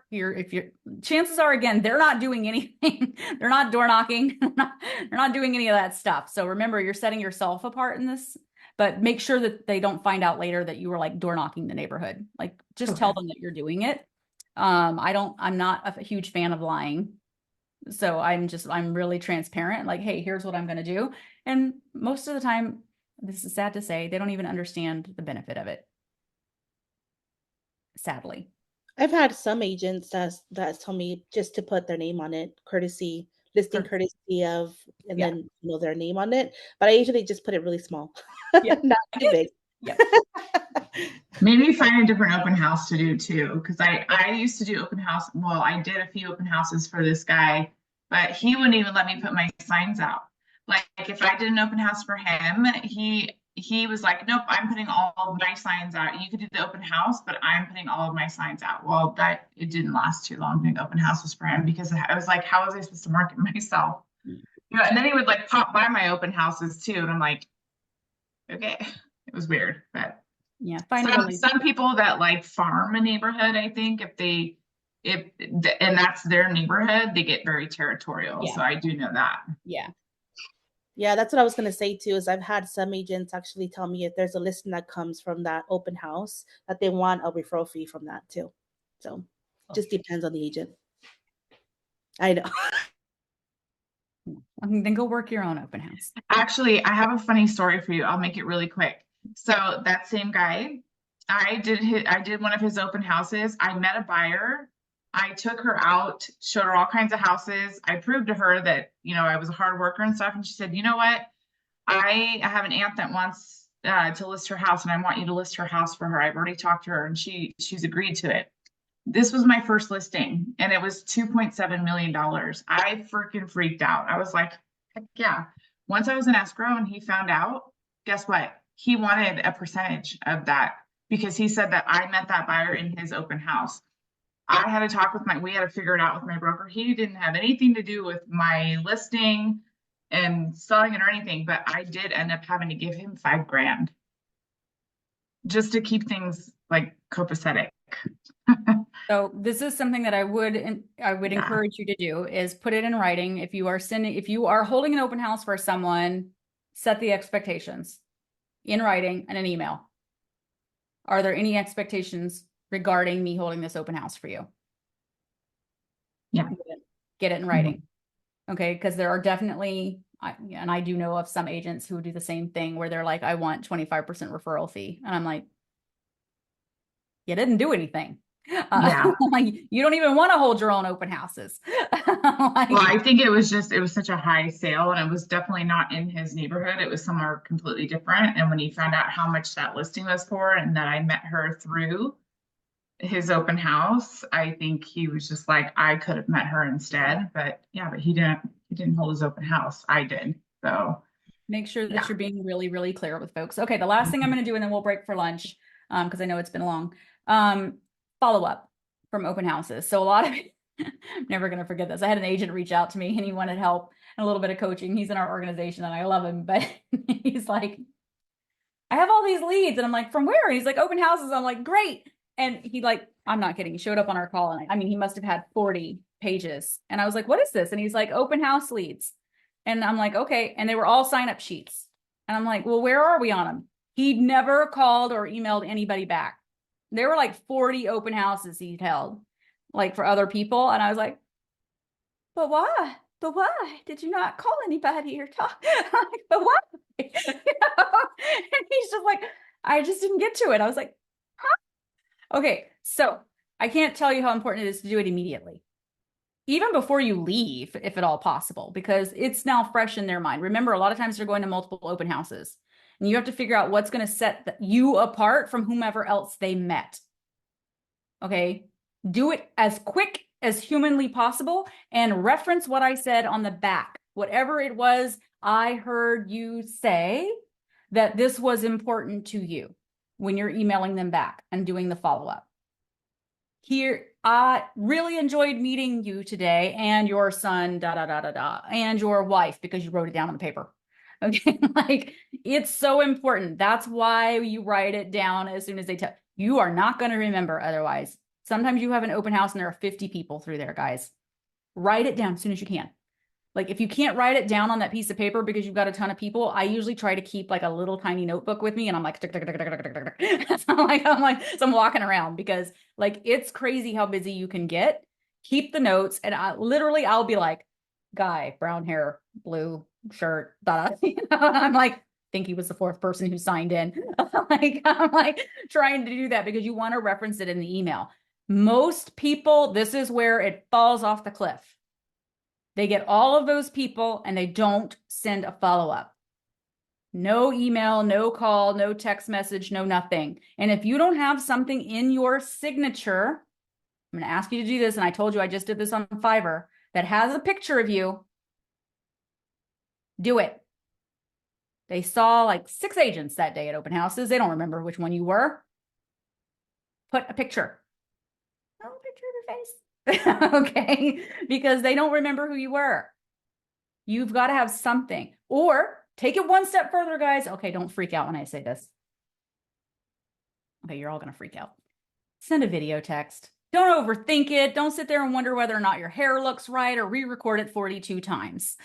Okay, everybody does it. They're like, I don't look good. I'm like, I don't care. They don't care. They just saw you. You look exactly like what you just look like. Okay. Like they literally just saw you. Nothing has shifted. Send them a video text. Sit down before you leave the open house or even do it in your car. They don't care. Honestly, guys, they don't care. You are making up the story in your head that it needs to be a perfect situation and a perfect environment for the recording. That is you, not them. Sit in the car even and be like, hello, Mr. and Mrs. blah, blah, blah. I really enjoyed meeting you today at the open house for 123 Main Street. I wanted to let you know that I absolutely heard what you said about why this is important to you and why that house didn't work for you. I wanted This afternoon, I'm going to go home and I'm going to search for homes that meet that criteria. I'll be sending that over to you. Let me know if any of those are interesting to you, and we will set an appointment to go out and look at homes. Reference whatever they told you, send the video text. Now they're connecting your face with whatever the conversation it was that they had, even if they saw 4 other agents that day. Do you have any? I have so many conversations with people that are like, I tried Selena, but I re-recorded it 7 times and it didn't look right and I didn't sound right and my hair was kind of messy. And I'm like, you look like what you look like. Nothing. Sometimes the videos don't work though. Like if you have an iPhone and they have an Android or yeah, because Vimeo. I always do that. Vimeo. Use Vimeo. I use the free version and I upload it to Vimeo and it sends it as a link. Anybody who's Android. I'm Android. That's all. Stop it, Deborah. Spell Vimeo. What is that? Vimeo? Vimeo. Vimeo. Please text your business cards. It's so much more professional. I hate it when I get texts from agents and I'm like, I don't know who you are. Oh yeah. Yeah. Just so professional. And then you can make a business card on Canvas in 5 minutes. Yep. And then download it and save it on your phone. It's so they can put a picture to it. They know. Yep. Yeah, guys, you've got to think about like making it as easy as possible. You're making it as easy as possible. Everything you think about, and this is going to sound terrible. I'm just going to say it. Sometimes they're dumb. Okay. So we got to make it easy. Like just sometimes they're not so smart. So like dumb it down, make it easy, but don't wait. Do the follow-up immediately. Immediately. Because it's going to set you apart as well. The next day, they've forgotten you. They've forgotten what the conversation was. They forgot which house it was. They forgot who they said to what. Like it's gone. You've forgotten, by the way. You've already moved on. You've forgotten who was what. Just do it. If you did it right, I'm going to tell you, like you said, lack motivation. It's the next thing, like what's happening. Everybody gets busy. If you sat there and said, I am not leaving the house that I'm sitting in until this is part of the system of running an open house, and I'm not walking out the door until I have finished the follow-up for everybody who walked across the threshold, imagine what would happen in your business. Go ahead, Arsh. Yeah, so thank you for this. It's a really good understanding on how to host the open house. But like my question is, how do I get the open house? So if I don't have listings, so what I do is workplace. Okay. I've gone through the MLS and seen like vacant spots and then agents that aren't hosting open houses and then call them and offer to host it for them. And like out of like 10, 15 people I call, like only one person will say yes. And then even then, if they don't get back to you, you know, like, no, I don't know, like, is there any other solution other than workplace, or you think that's the best? I have literally begged people on Workplace to hold our open houses and nobody responds. And I'm like, hello, anybody?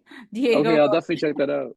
Dude, honestly, when I'm gonna host open house, I start Monday, Tuesday. I will literally text 100 agents. If you're not texting 100 agents to see that they're not hosting open houses, dude, 10 is nothing.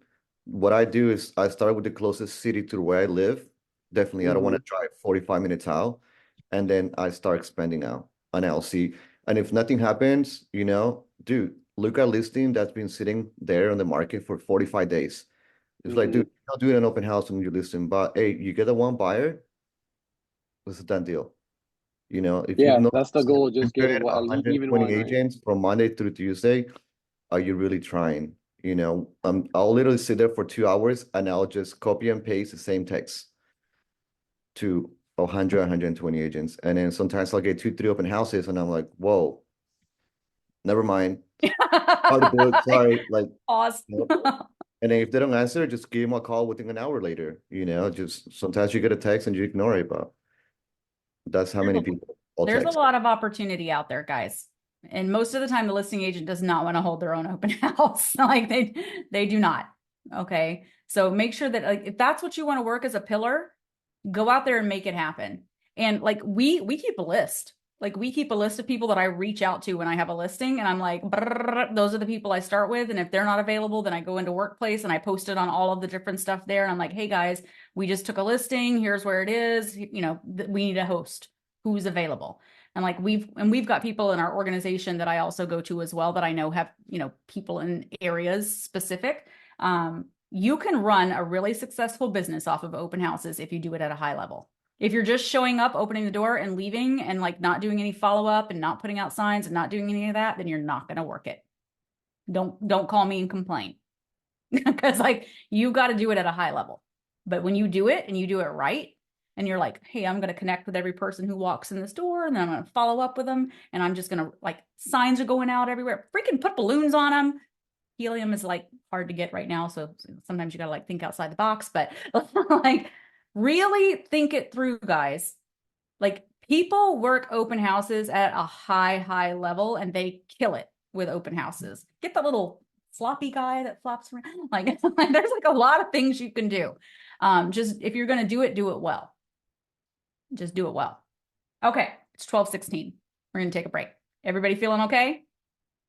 We're talking listing presentations when we come back. Like it's all about listings. I hope you're ready because this is where I get really analytical. So got to be ready for everybody. All right, we're going to take a break. We'll come back at 1:15. I typically come back earlier in case anybody wants to talk about anything.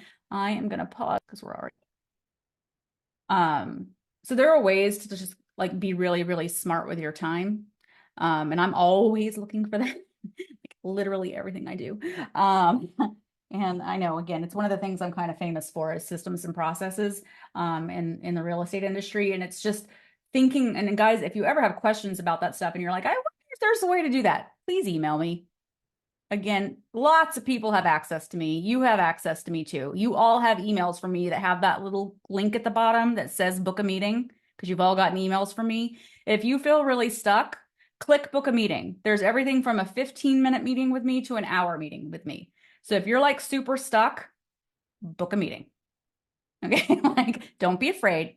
Lots of people have access to me. It's a terrifying place to be, but it'll let you book directly on my calendar. And I would rather that you ask a question than not ask a question. And I'd rather you not waste your time if I can find a good solution for you. All right. And chances are there is one, or I will find one. Like, that's the other thing. I did realize during the break that I forgot to mention something about open houses that I did want to mention.